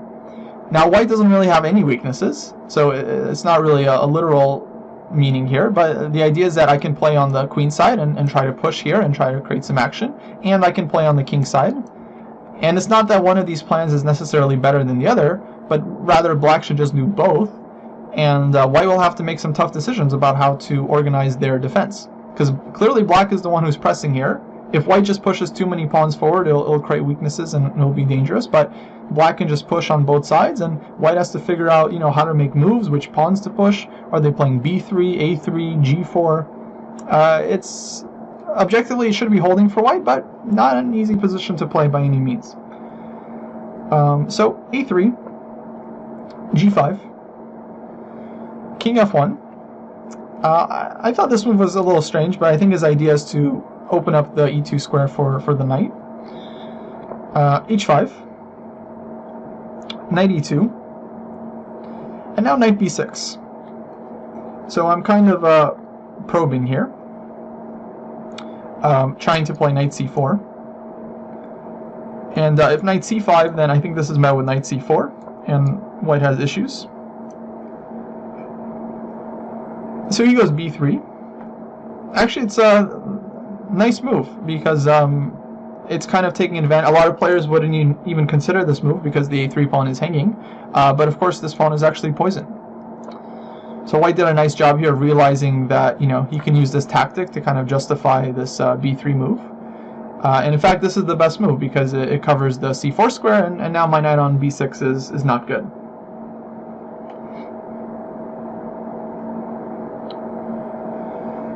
Kashinko asked, so white can't push without creating weaknesses due to not having 2 bishops? I mean, not necessarily. The main thing is that, you know, if both sides are going to be like pushing pawns, there's going to be a lot of pawn tension, and when there's a lot of pawn tension, that means that there's going to be a lot of trades. And when there's a lot of trades, that means the position opens up, and then that's when the 2 bishops become more and more powerful. Like in this situation, they're not really doing that much, but once some pawns get traded off, then they just open up and all of the diagonals become weak for white. So especially the light square, like if I ever get my bishop to c4, it's going to be very, very annoying. I actually haven't heard the term Horowitz bishops triumphant. Is that a real thing? Where did you learn about that? Yeah, I've like almost no familiarity with Horowitz as a player, to be honest, though I have heard the name. Okay, so b3, I go back, knight d7. Now he goes a4, b6, and rook a1. So interesting move. He's potentially threatening to push a5 and try to fight for the c5 square. And so I thought about it a little bit, and I played a5. So I'm kind of fixing this these pawns on the queen side. Okay, so basically two bishops working together are known as the Horwitz. Sorry, I keep saying Horwitz bishops, named after the 19th century master Bernard Horwitz. And Counterspark says his 1970s opening book really helped me when I was first learning about openings. Wait, whose 1970s opening book? Because Triumphant said Horwitz was from the 19th century.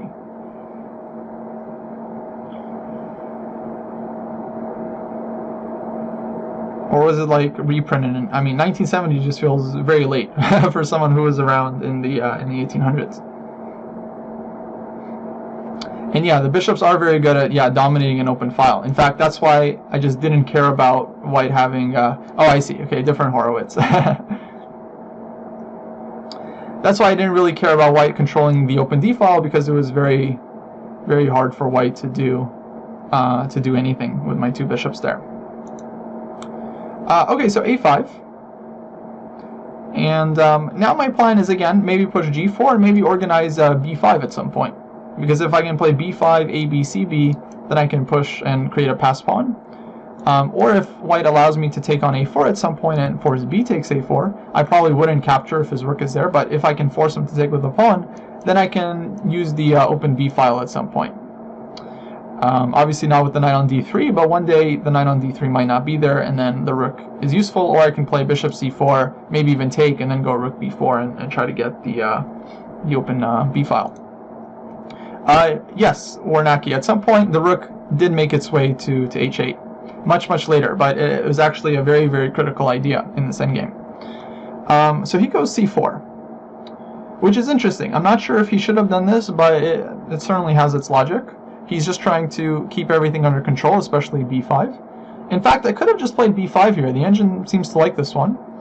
The point being, if white takes twice, I take on b3. And objectively, black is better. I mean, the position has, again, blown up. Now the two bishops are going to be felt as very strong. I have this passed a pawn, and white's pawn is just not as good. If it pushes to b7, it'll just be lost. And my king, I have to say, is a little bit closer. So I think black would have some serious chances here.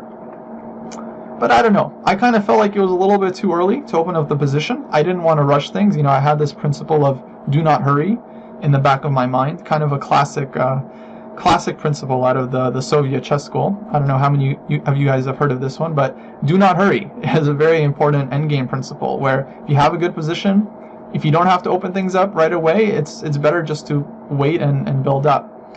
Yeah, I think coined by Shereshevsky in his classic book Endgame Strategy, which is a highly recommended book. I think it's on my list of books on my Patreon page, and yeah, I think every player should be reading that if they want to get a good grasp on the endgame and how to play endgames.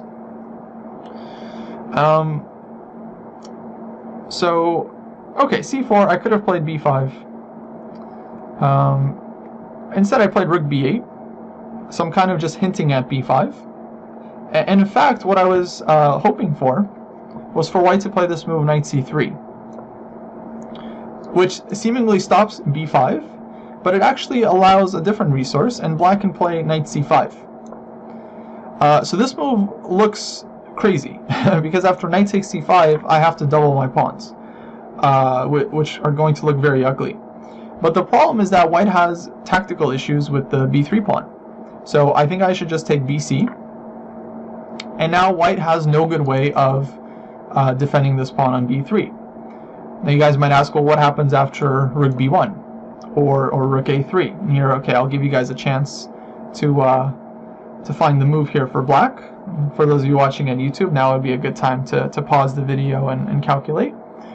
But yeah, black to play. What's the point? Well, Triumphant says pinned pawn. That's actually not so relevant, because bishop takes c4, white can just take back, and the rook is defended. But Strong Chess says whack pawn, which I assume means, yeah, rook takes b3. It reminds me of that famous Kasparov game against Anand, when he played rook takes b3 in the Dragon. You guys haven't seen that one, it's absolutely classic. I'm sure if you just Google Kasparov rook takes b3 Anand, it'll come up. And yeah, this is just 2 pawns for white. So yes, these pawns are doubled, but they're also extra, so I'll take them. I'll gladly take these pawns. And the black should just be completely winning. I mean, 1 extra pawn here would be close to enough already, but I think with 2, yeah, it's basically hopeless. So that's the problem. Same thing happens after rook a3. I have rook takes b3. And so because of this, after bc5, white is just lost. Just no way to defend b3. So this is a case where tactics trump strategy, right? Like normally we wouldn't want to accept these double pawns if we didn't have to, but here the open b file is just worth a lot more. And again, chess is a concrete game, so it's not that the b file is worth more, because if white's king was on f2, then this line wouldn't work. White just goes rook b1 and I have no tactics. Now black is still fine, but I'm not breaking through yet. So again, chess is a very, very concrete game. It's actually only because white's king was stuck on f1 that I even had this, which I actually was confused by during the game, because I mean, general wisdom states that against the unopposed bishop, you should just keep your king on a dark square. Because just in case, you know, you have a dark square bishop to protect you, just keep your king on a dark square and you won't run into magic tricks like this. Okay, so yeah, rook b8, I was trying to induce this move. And I think this is kind of an important thing about playing these like slightly better endgames where you're trying to push, is that a lot of times there's no direct breakthrough. Like objectively, this position is probably drawn. I don't think an engine would be able to defeat another engine here. Maybe Alpha Zero or Lila Zero would, but let's just say normal engines that aren't like superhuman strength. Normal, like Stockfish versus Stockfish, Stockfish doesn't win. But in human versus human play, obviously there are more chances because there are so many ways to try and induce a mistake from your opponent. Yeah, strong chess, exactly. After knight c5, in this line, if knight c1, I have the exact same idea. Knight takes b3 and bishop takes c4. But honestly, the fact that, even if I didn't have this, the fact that I got my knight to c5 now, and I can play like rook d8, this would already be a huge achievement for black, because my rook on the d file is actually, I think, quite useful. Objectively, best would be for black to take this way, because now bc5 is just not as good. But I can take with the bishop. If knight c5, bc5, I'm still winning for the exact same reason. So this pawn and the c4 pawn are both falling. But white can play this position with 2 knights against 2 bishops. It just feels very, very unpleasant, because my dark square bishop is now also unopposed. So when 2 bishops are unopposed, it can really be bad. Objectively, actually, I think it's not necessarily winning. Black still has to do some work, but okay. Clear advantage, good chances in the long run. I can again try to play g4, try to play for b5. I have a lot of ideas to try and open up the position.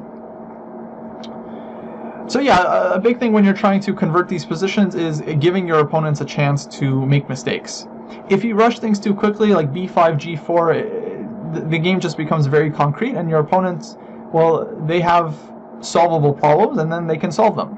Whereas if you kind of stretch the game, relax, take it a little slower, and force them to just make moves, then it's a lot harder for even very strong players to keep playing a position accurately. Now, a lot of players, you know, they have a hard time doing this. I think it's more of a mindset thing. You just have to be very patient, improve your position, do not hurry, and don't be afraid to like repeat moves, waste time. If the situation is under control, you're not losing anything by like moving your rook back and forth just to see what your opponent is going to do. So I think this is a very important strategy, because again, objectively, black's not winning here, but we have to just make it somewhat difficult for white, make it awkward for them, give them a choice on every position. The other factor is, of course, the time, the clock. If you play forcing, then it's kind of easier for your opponent to figure out what they need to do, because you create a threat, they defend the threat, and that's it. But if you give them, you know, 4 or 5 choices on every move, like in this position after rook b8, white has a lot of choices, then they obviously burn more time, and it makes the likelihood that they're going to make a mistake later on much higher.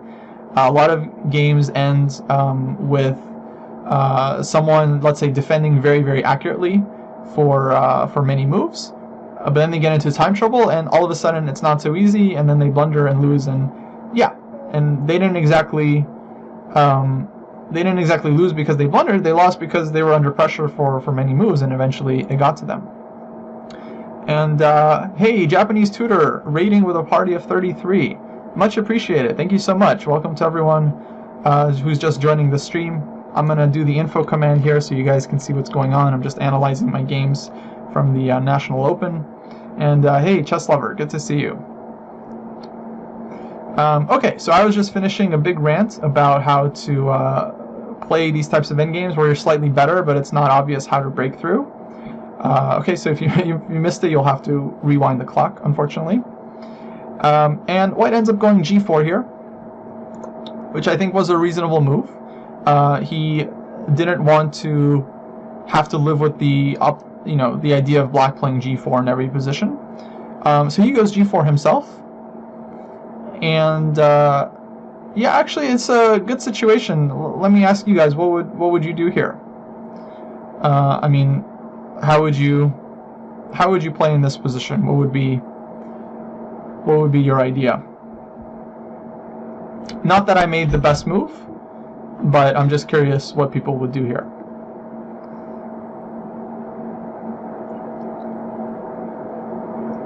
Okay, Warnaki says h4. Counterspark says leave the tension, play on the queen side. Lucas says king g6. And actually it is a question here, should black do something? Play h4, play h takes g4, open up the h file. h4 also makes sense. In fact, the funny thing is that the Stockfish, I think, suggests h4 here in every position. Though objectively, I actually think it's not correct for black to close things up. I think we do need to keep our options open here. Case Money says rook h8. Also, what's up, Case Money? Long time. Strong Chess says I would open the h file for sure. So yeah, a lot of people seem to want hg, rook h8, which I think is logical as well. But yeah, I wanted just to stick to my strategy of taking it slow. So I didn't really think that white is running to take on h5 here, because this pawn will be weak and h3 will be hanging as well. And I thought about king g6, but actually I felt like, well, I don't need to defend the pawn, so what's the point? In fact, I want to keep this knight available, keep the square available for my knight, because I can play knight g6, maybe one day knight h4, knight f4, depending on what white is doing, and seeing if they're going to allow this move under good circumstances. So yeah, I think the correct approach here is just to leave the pawn on h5. And okay, rook h8 makes sense, but the issue is, like, let's say king g2. There's actually no immediate prospects. So okay, I can take, but I'm not getting in, and eventually I'm just going to have to move my rook over back to the queen side and try to play for b5, and I didn't really see what I'm getting. So I didn't want to open the h file too early, and in fact I didn't think rook h8 comes with any threat, so I wanted to save it for later. Bishop d8 from Chess Lover, suggesting b5. Yeah, actually I was considering this idea during the game. Hey, Sam Thompson, 50,000. Thanks for following. But the issue, actually, I don't think there's anything wrong with this move. I simply just wanted to keep this option open. So I didn't want to block the rook just yet. And yeah, I felt like the bishop is going to be maybe somewhat worse on c7. So I wasn't exactly sure if I want to play b5 right away. So what I ended up doing is actually just killing another move. And I just played rook b7. Which literally does nothing. In fact, I didn't want to play this move at first because, again, I wanted to keep my rook with the option of going to the h file, but I realized, okay, I can still get there pretty quickly if I need to, so it's fine. And I actually just wanted to see what move Elijah was going to play next, because it's also not easy for white to make moves here. For example, if he goes knight g3, then I think b5 is actually a lot stronger here now that the knight is farther away from the queen side. I was also going to strongly consider taking and going knight c5 again. Because again, here white is not able to defend the b3 pawn. So rook a3, rook takes b3 is basically game over. So yeah, my idea was just to pass the move once again, and see what he does. I was expecting knight g3 because it kind of looks logical. I wasn't sure if he had really anticipated this idea yet. Yeah, it would be funny if he just did nothing, but rook a2 is actually, I mean, it's not a great move for white to play. I mean, maybe it works, but yeah, it doesn't feel super comfortable with that bishop on e6 and black always wanting to play b5. So yeah, it's like, I was thinking about this a lot. It's like such a interesting situation. I mean, it's very psychological. Obviously, rook b7 is not the best move here. I mean, objectively, it's not a better move than anything else that keeps the position stable. But it gives white a chance to mess up, which actually it happens.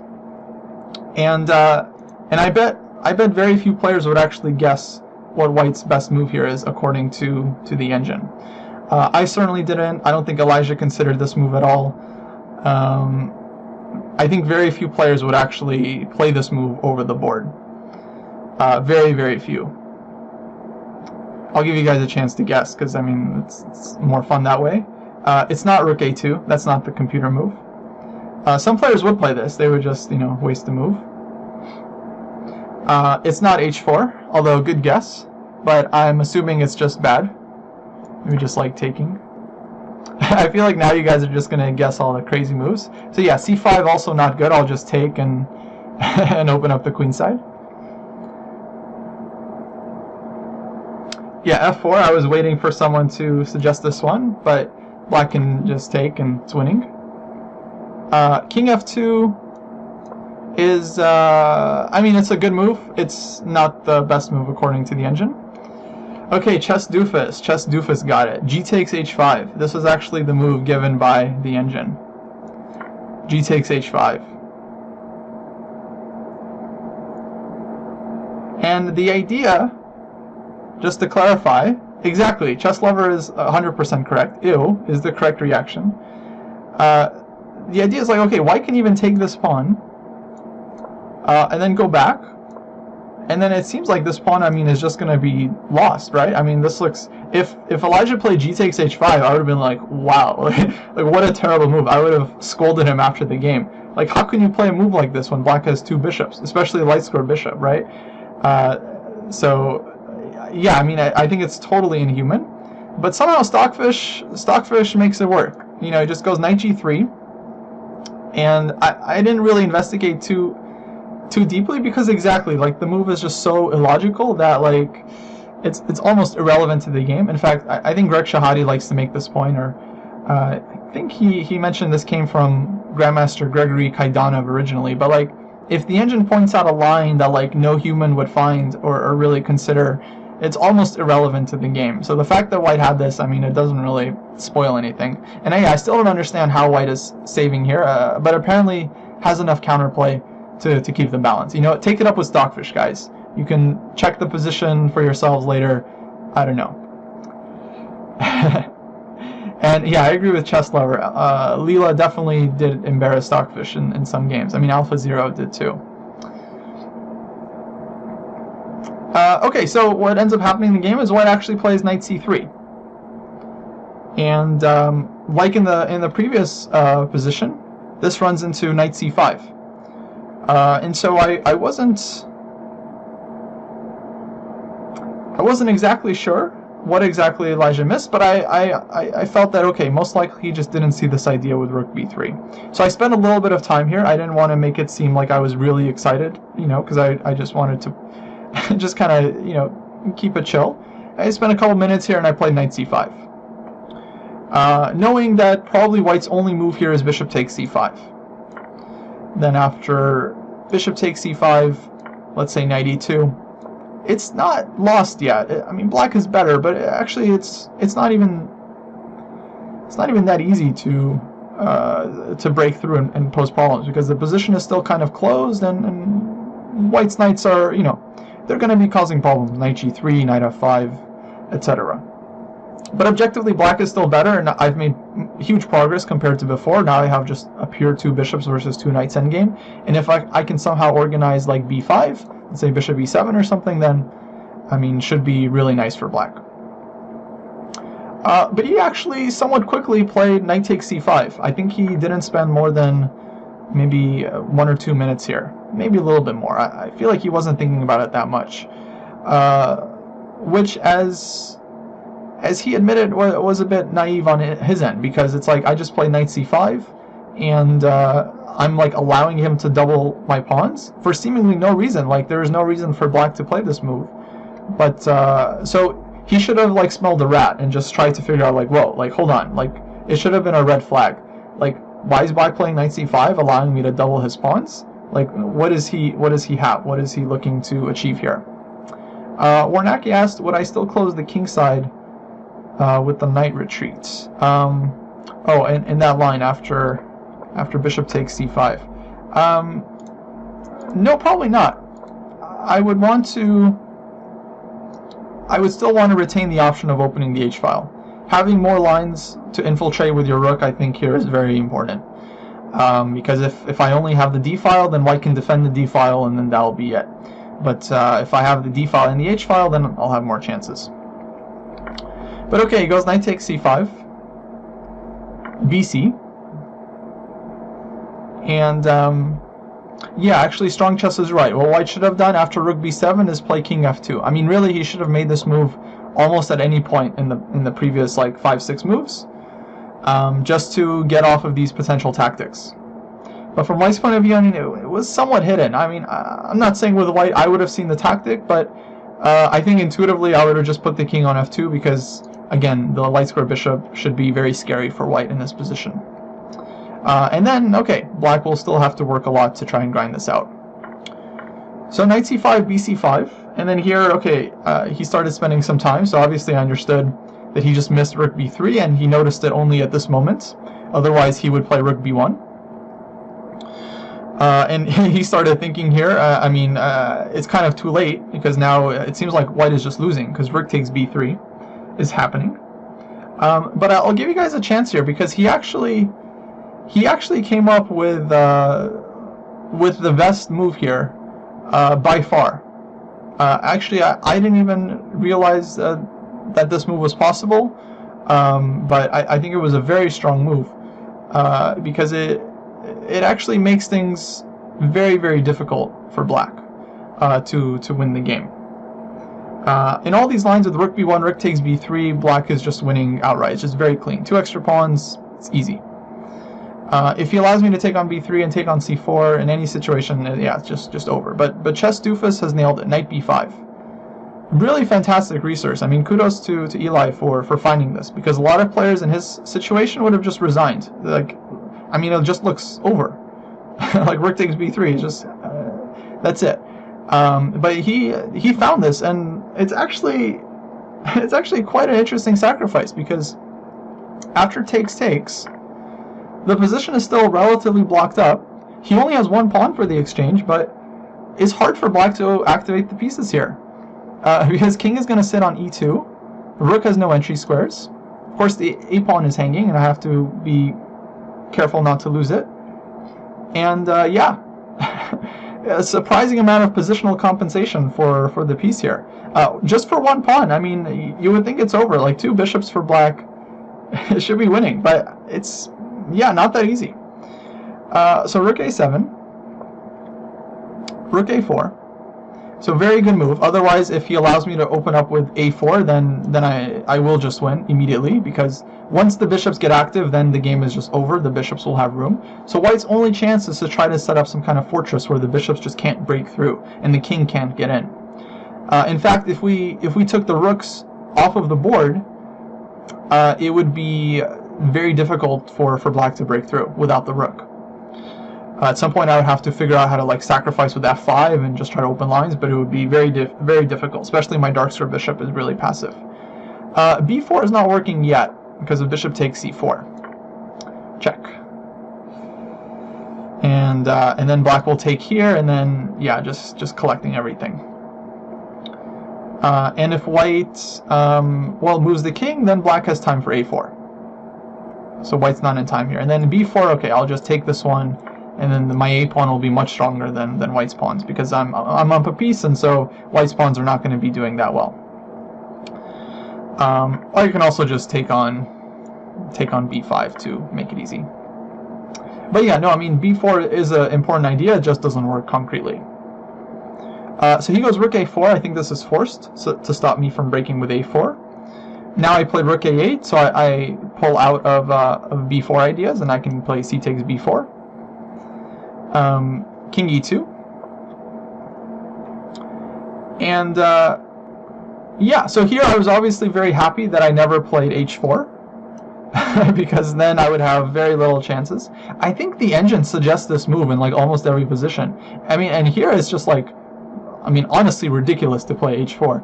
I mean, like, double question mark move. It's like, the only way for black to win is to break through. I have a golden opportunity to like open the h-file, and Stockfish literally suggests h4 here, like on almost every move. It's just completely lacking any kind of understanding whatsoever. And Stockfish is really good, guys. I mean, I'm not trying to talk trash. It's just that some moves are just kind of inexplainable. But okay, before I do that, I decide to just improve my king, because my idea was to put the king on, let's say, maybe b6 to hold both pawns, and this would free up the rook to be able to activate. And I wasn't sure about the objective evaluation during the game. I was actually really worried that white might have a fortress here, because if black isn't able to break through with the pieces, then it's just going to be a draw. But okay, obviously black has chances, and I knew I would have some ideas, so I just continued to play slow, improve my position. King c3. Finally, I took on g4 here, and I played rook h8, so now I'm threatening rook h3. He goes king d3, and here I actually mess up. So I should have just gone in immediately and played rook h3, using the chance to activate my rook while I still can. Because after king e2, let's say rook h2 check, if he goes king d3, then I realize this is just an immediate win, because I go rook b2, let's say king c3, and then rook b1. And now white is not really in time to stop rook f1, and rook takes f3. So here black is breaking through. But I didn't know what to do after bishop f2. Like, how am I going to break through here? But the engine finds a nice idea, bishop d7, which I didn't see during the game. And the point is that black wants to take, and then go c4. So give up the bishop, but win it back, open up the position, and just win the game. So very nice simplification tactic. This forces white to, let's say, get out of the pin, but by getting out of the pin, or by putting his king on the back rank, he allows me to give check and swing around to b1. And now this is pretty hopeless for white, because I'm just going to be breaking through here. Like if rook a3, I think maybe I can play a4 immediately, something like this, for example, and then bishop a5, just to like fully blockade, and then my bishop's coming to e6, rook to b4. Oh wait, sorry, I'm blundering the c5 pawn here, so of course this is not good. So okay, I'll prepare this idea with a4. Maybe I'll go bishop e6 first, and then push a4, and then try to take. And yeah, basically black is just making huge progress. And yeah, strong chess, the line you pointed out is correct. If bishop g1, then bishop takes b5 again, and c4 is winning. So this is the key breakthrough idea I just missed in the game. I didn't find this one. Hey, B Leno 90. Awesome. I don't know who you are. I don't recognize your username, unfortunately, but yeah, thanks. Thanks for the kind words. So I should have grabbed this chance. Instead, this is one of the drawbacks of do not hurry, is that sometimes you miss your opportunity. In this case, it was a concrete thing. I just played king d6, bishop d2. Now he's attacking the pawn, and so the critical line here, I felt like if I go rook h3 now, let's say king e2 check, rook h1, white can take this pawn on a5, which I was okay with giving up as long as I can activate my rook. And I was trying to think about a position like this: rook b1, rook a3. So now it's 2 pawns, but they're doubled, so it's not that good. But the main issue is that it's just impossible to activate my light square bishop. As strong as it is, it's very restricted. All of white's pawns are defending each other. And as long as white doesn't blunder some rook takes b3, he's going to be fine. And yeah, I was thinking about this position during the game a lot. I mean, like, just trying to figure out, like, how do I break through here? And I just couldn't figure it out. Like, my king has no way to activate itself. White's rook looks so bad on a3, so passive, but hey, it's defending, and it's like 2 weaknesses, but he's defending both. And like, okay, with a knight, the game is just over, but with light square bishop, I don't know how to get in here. And then yeah, Stockfish agrees. I mean, if you put the position in, like, the evaluation it gives is like -2 or -2.5. But let me just check what it is in Lee chess. Oh wow, actually it's actually Stockfish 10 is quite reasonable, -1.5. Which seems like black is winning, but when the evaluation is 1.5 and it just stays at 1.5 and every move is given as 1.5, what it really means is that black is an advantage, but there's no way to improve the position. And so it's actually probably just a draw, objectively. There's just no way to break through. So I correctly avoided this one. Instead I went back rook a8, which was the right call. Just defend the pawn and look for another opportunity later on. King e3, king c7, king e2, bishop c8. I toyed with the idea of playing bishop b7 and f5, and just trying to rip up the king side this way and looking for some breakthroughs. But this felt very risky because it's going to require me to give up a lot of pawns, and I didn't really want to do this. And hey, Elijah Logazar is in the chat. Hey Eli. Well, you probably missed it, but I had very nice praise to say about finding the idea knight b5 in the first place, because most players would have just given up at that point, thinking that they're lost. So okay, here white played rook a1, bishop b7, king d3, and yeah, I think objectively at this point the position is drawn with best play. Like the engine gives something like -2, and but again, the evaluation doesn't go up no matter how long it thinks for. It just stays at -2, depth 35, depth 40, whatever, -2. So with any move it's -2, but -2 doesn't win the game in every situation, unfortunately. So the only way for black to win is to find some kind of breakthrough idea. So I played bishop c8, king c2, and bishop d7. And now my idea was to actually try to bring the king to b6. Like put the bishop somewhere on d8 or c7, get the king to b6, and actually eventually just give back the piece on b5. Play bishop takes b5, c takes b5, king takes b5.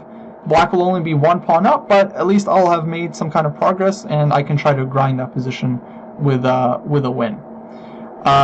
Objectively, I think it's not clear. Like, black is better, but I think white is holding with best play. It's like -1. But again, -1 and the evaluation doesn't go up no matter how many moves you make. So I think white is probably holding there, but that would have been what I try from here. So white's next move, king b2, I think this was... yeah, this was probably the losing mistake. I mean, most definitely.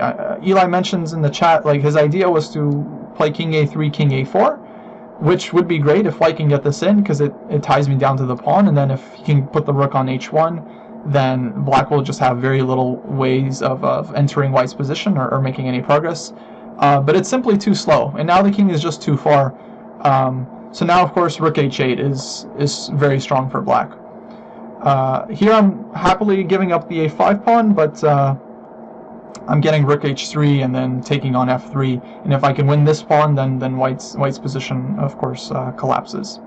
So had white played like king d3 here, just going back and being able to defend the pawn with the king, and maybe even putting the rook back on a4 if at some point I threaten bishop e6 and a4, I think it's probably drawn objectively. I mean, I didn't analyze it like, you know, super deep, Like, I analyzed the game against Alejandro a little bit deeper, because that endgame I think was much more unclear.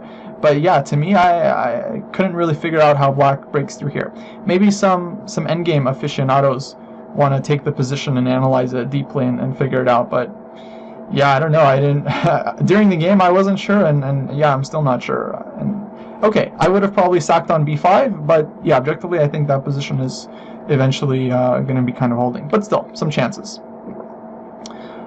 So the problem with king b2 though is, yeah, now rook h8 is coming after the f3 pawn very quickly. If white takes on a5, then white gets some play, but well, actually I think, oh, okay, I don't think it matters. I'll just play rook h3 here. This check just doesn't lead to really enough. Like here, I think white basically has no threat, so I can just take. Let's say check. I go here. Rook c7 check. I go king d6, and then white's not in time with b7. I'm ready to play bishop c6 next move. Or if white had pushed b7. Actually, I'm sorry. White does have an idea here. He can go b8 queen and win back the bishop, and this endgame would be very unclear because I go rook f4, white goes rook d6 maybe, or maybe rook f7, and then okay, we're gonna trade some pawns. I don't know. Yeah, I mean, black is better, but not so clear. So maybe black has to be a bit more precise somehow. Maybe just make a move like bishop e6 or something. Actually, really not sure. I feel like I figured this out during the game, but now I'm having trouble figuring out what I should do. Maybe king d8 is more accurate in this case, so that if white goes b6, bishop c6. Actually, here rook c7 is annoying. Okay, here if white goes b6, I guess I'm up a tempo. It doesn't really matter. I don't know, guys. I'm gonna check with Stockfish because I feel like I'm spending way too much time trying to figure this out on my own. Oh, okay. Here's where I messed up. I shouldn't play this rook h3 too quickly. I should first play bishop c8, not give white this counterplay with the b pawn, then go for rook h3. During the game, honestly, I might have messed this up. My plan was to just go rook h3. I'm only now finding out that maybe this wasn't so good. Actually, the engine is saying after b4 things are still not clear. So maybe this was white's last chance, actually, to pose some problems. Though I feel like, okay, black should have excellent chances regardless. So yeah, I think bishop a5. Oh, you know what, guys? I'm sorry. I actually just completely forgot. My intention here was not to trade the bishops. But it's interesting to see that if I do trade, it's not so easy to win. My idea was to first throw in this check. Because if the king goes to c3, then I'm taking the pawn with a check, and this is really helpful. Or maybe I take here first. Maybe it's better, and then I go rook f2. And then white is just behind compared to the previous line, so black is just winning there. And if white goes back to the first rank, well then I can put like rook h1 check, for example, and actually I can't trade. Amazingly, because of takes on a1, and I think this endgame is also drawn because like my king kind of gets in, but it's not clear where it goes from here because my bishop just doesn't have a way to do anything, and I have to be careful that the pawn doesn't catch fire. So actually, black cannot trade rooks, but what I can do is okay, keep his king cut off, and maybe just go for this one again. With rook f2 or bishop c8 here, probably simpler. I think rook f2 is still good enough. And okay, this one should be winning for black. Okay, maybe that was a better chance, but yeah, I think this rook h2 in between move really kills white's chances there. Instead, white played rook f1, just trying to defend the pawn this way, but black is essentially just breaking through by force. Now I played rook h2, and white has issues. If king c3, then a4 is just killing because of bishop a5 check coming next. King c2, I think I was just going to play a4 here, and then after takes, bishop either bishop a5 or bishop e6, or probably bishop a5 first makes sense, rook d1, then bishop e6, and then okay, I'm just going to take everything on d2 and then crash through on c4, and that should be a winning endgame for black. So white played king c1, this was the last try, bishop e6. Now my idea is just to play a4 against almost everything, and yeah, it's basically over because now black is finally breaking through and making use of the extra piece. White played rook e1. I think this is a natural move, just trying to get like rook e3 and defend this way. But the problem is it runs into a4 anyway. B takes a4, rook takes d2. This is kind of the final trick. And then after king takes d2, check, king d1, take. And if white could put the king on c3 here, white is fine, but I take the pawn, and it's just a hopeless endgame because now the bishop has finally broken free, and because of this, black is winning. So yeah, I told you guys a couple of things actually. Number one, that the rook wouldn't go to h8 until it was absolutely critical, and secondly, yeah, this bishop in the long run is black's most important piece. So like finally the situation has exploded, and the bishop kind of delivers the winning blow. So I was reasonably happy with this game overall. I mean, obviously it's not like I was winning from start to finish. In fact, white had to make a few mistakes before it was over. But interestingly enough, in fact, after black won the piece, it was like still very, very hard to win. In fact, objectively, it was probably drawn there at some point. But overall, interesting game. I was happy to play this one. I think pretty instructive too. I mean, in terms of how to play this type of very, very slow endgame grind, and how to try to induce mistakes from the opponent. It's actually not that long. It was 50 moves total. I think I made it seem longer because I started ranting on almost every move, but yeah, just 50 moves. But of course, there was a lot of variations to consider along the way, so it was a pretty complicated game. Okay, so this put me on 2 out of 3 for the tournaments, so in good shape.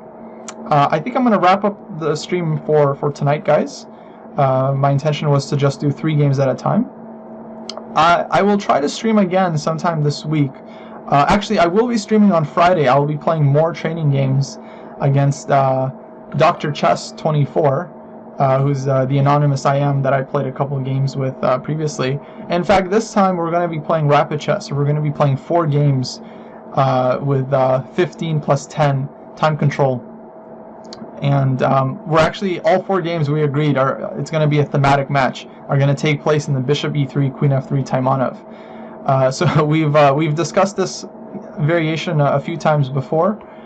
In our classical games, we played some 60 plus 30 games. Now we're going to be playing 4 rapid games in the same opening. So it'll be really interesting. It'll be a fierce theoretical debate. But I'm looking forward to it because this type of stuff, I feel like it's so good for your opening preparation because you're forced to prepare a line very, very deeply, and then you have to like play it 4 times in a row, and so it'll be great practice. And yeah, I will be streaming that. That's going to take place on Friday. I don't think I updated the schedule yet, but I will do so. So that's going to take place on Friday at 6 p.m. Pacific time. So if you guys want, you can mark your calendar. So Friday, 6 p.m. Pacific. I will try to stream my analysis of the rest of my games as well. I'm not sure when that's going to happen. Hopefully tomorrow night, possibly during the day sometime. And yeah, Keishinko, I think all of these videos are going to be uploaded to YouTube at some point, and as well saved on my channel. If you just click on videos, you can see some of my previous videos. I think they save them for up to 30 days on Twitch, but most of my stuff I end up just uploading to YouTube anyway, so people can check it out there. And yeah, hey, Concordians 2019, thanks for joining, and welcome to the stream. Hopefully we'll see you next time as well. Alright guys, I'm going to log off here. So thanks to everyone who tuned in. Hopefully the analysis was interesting.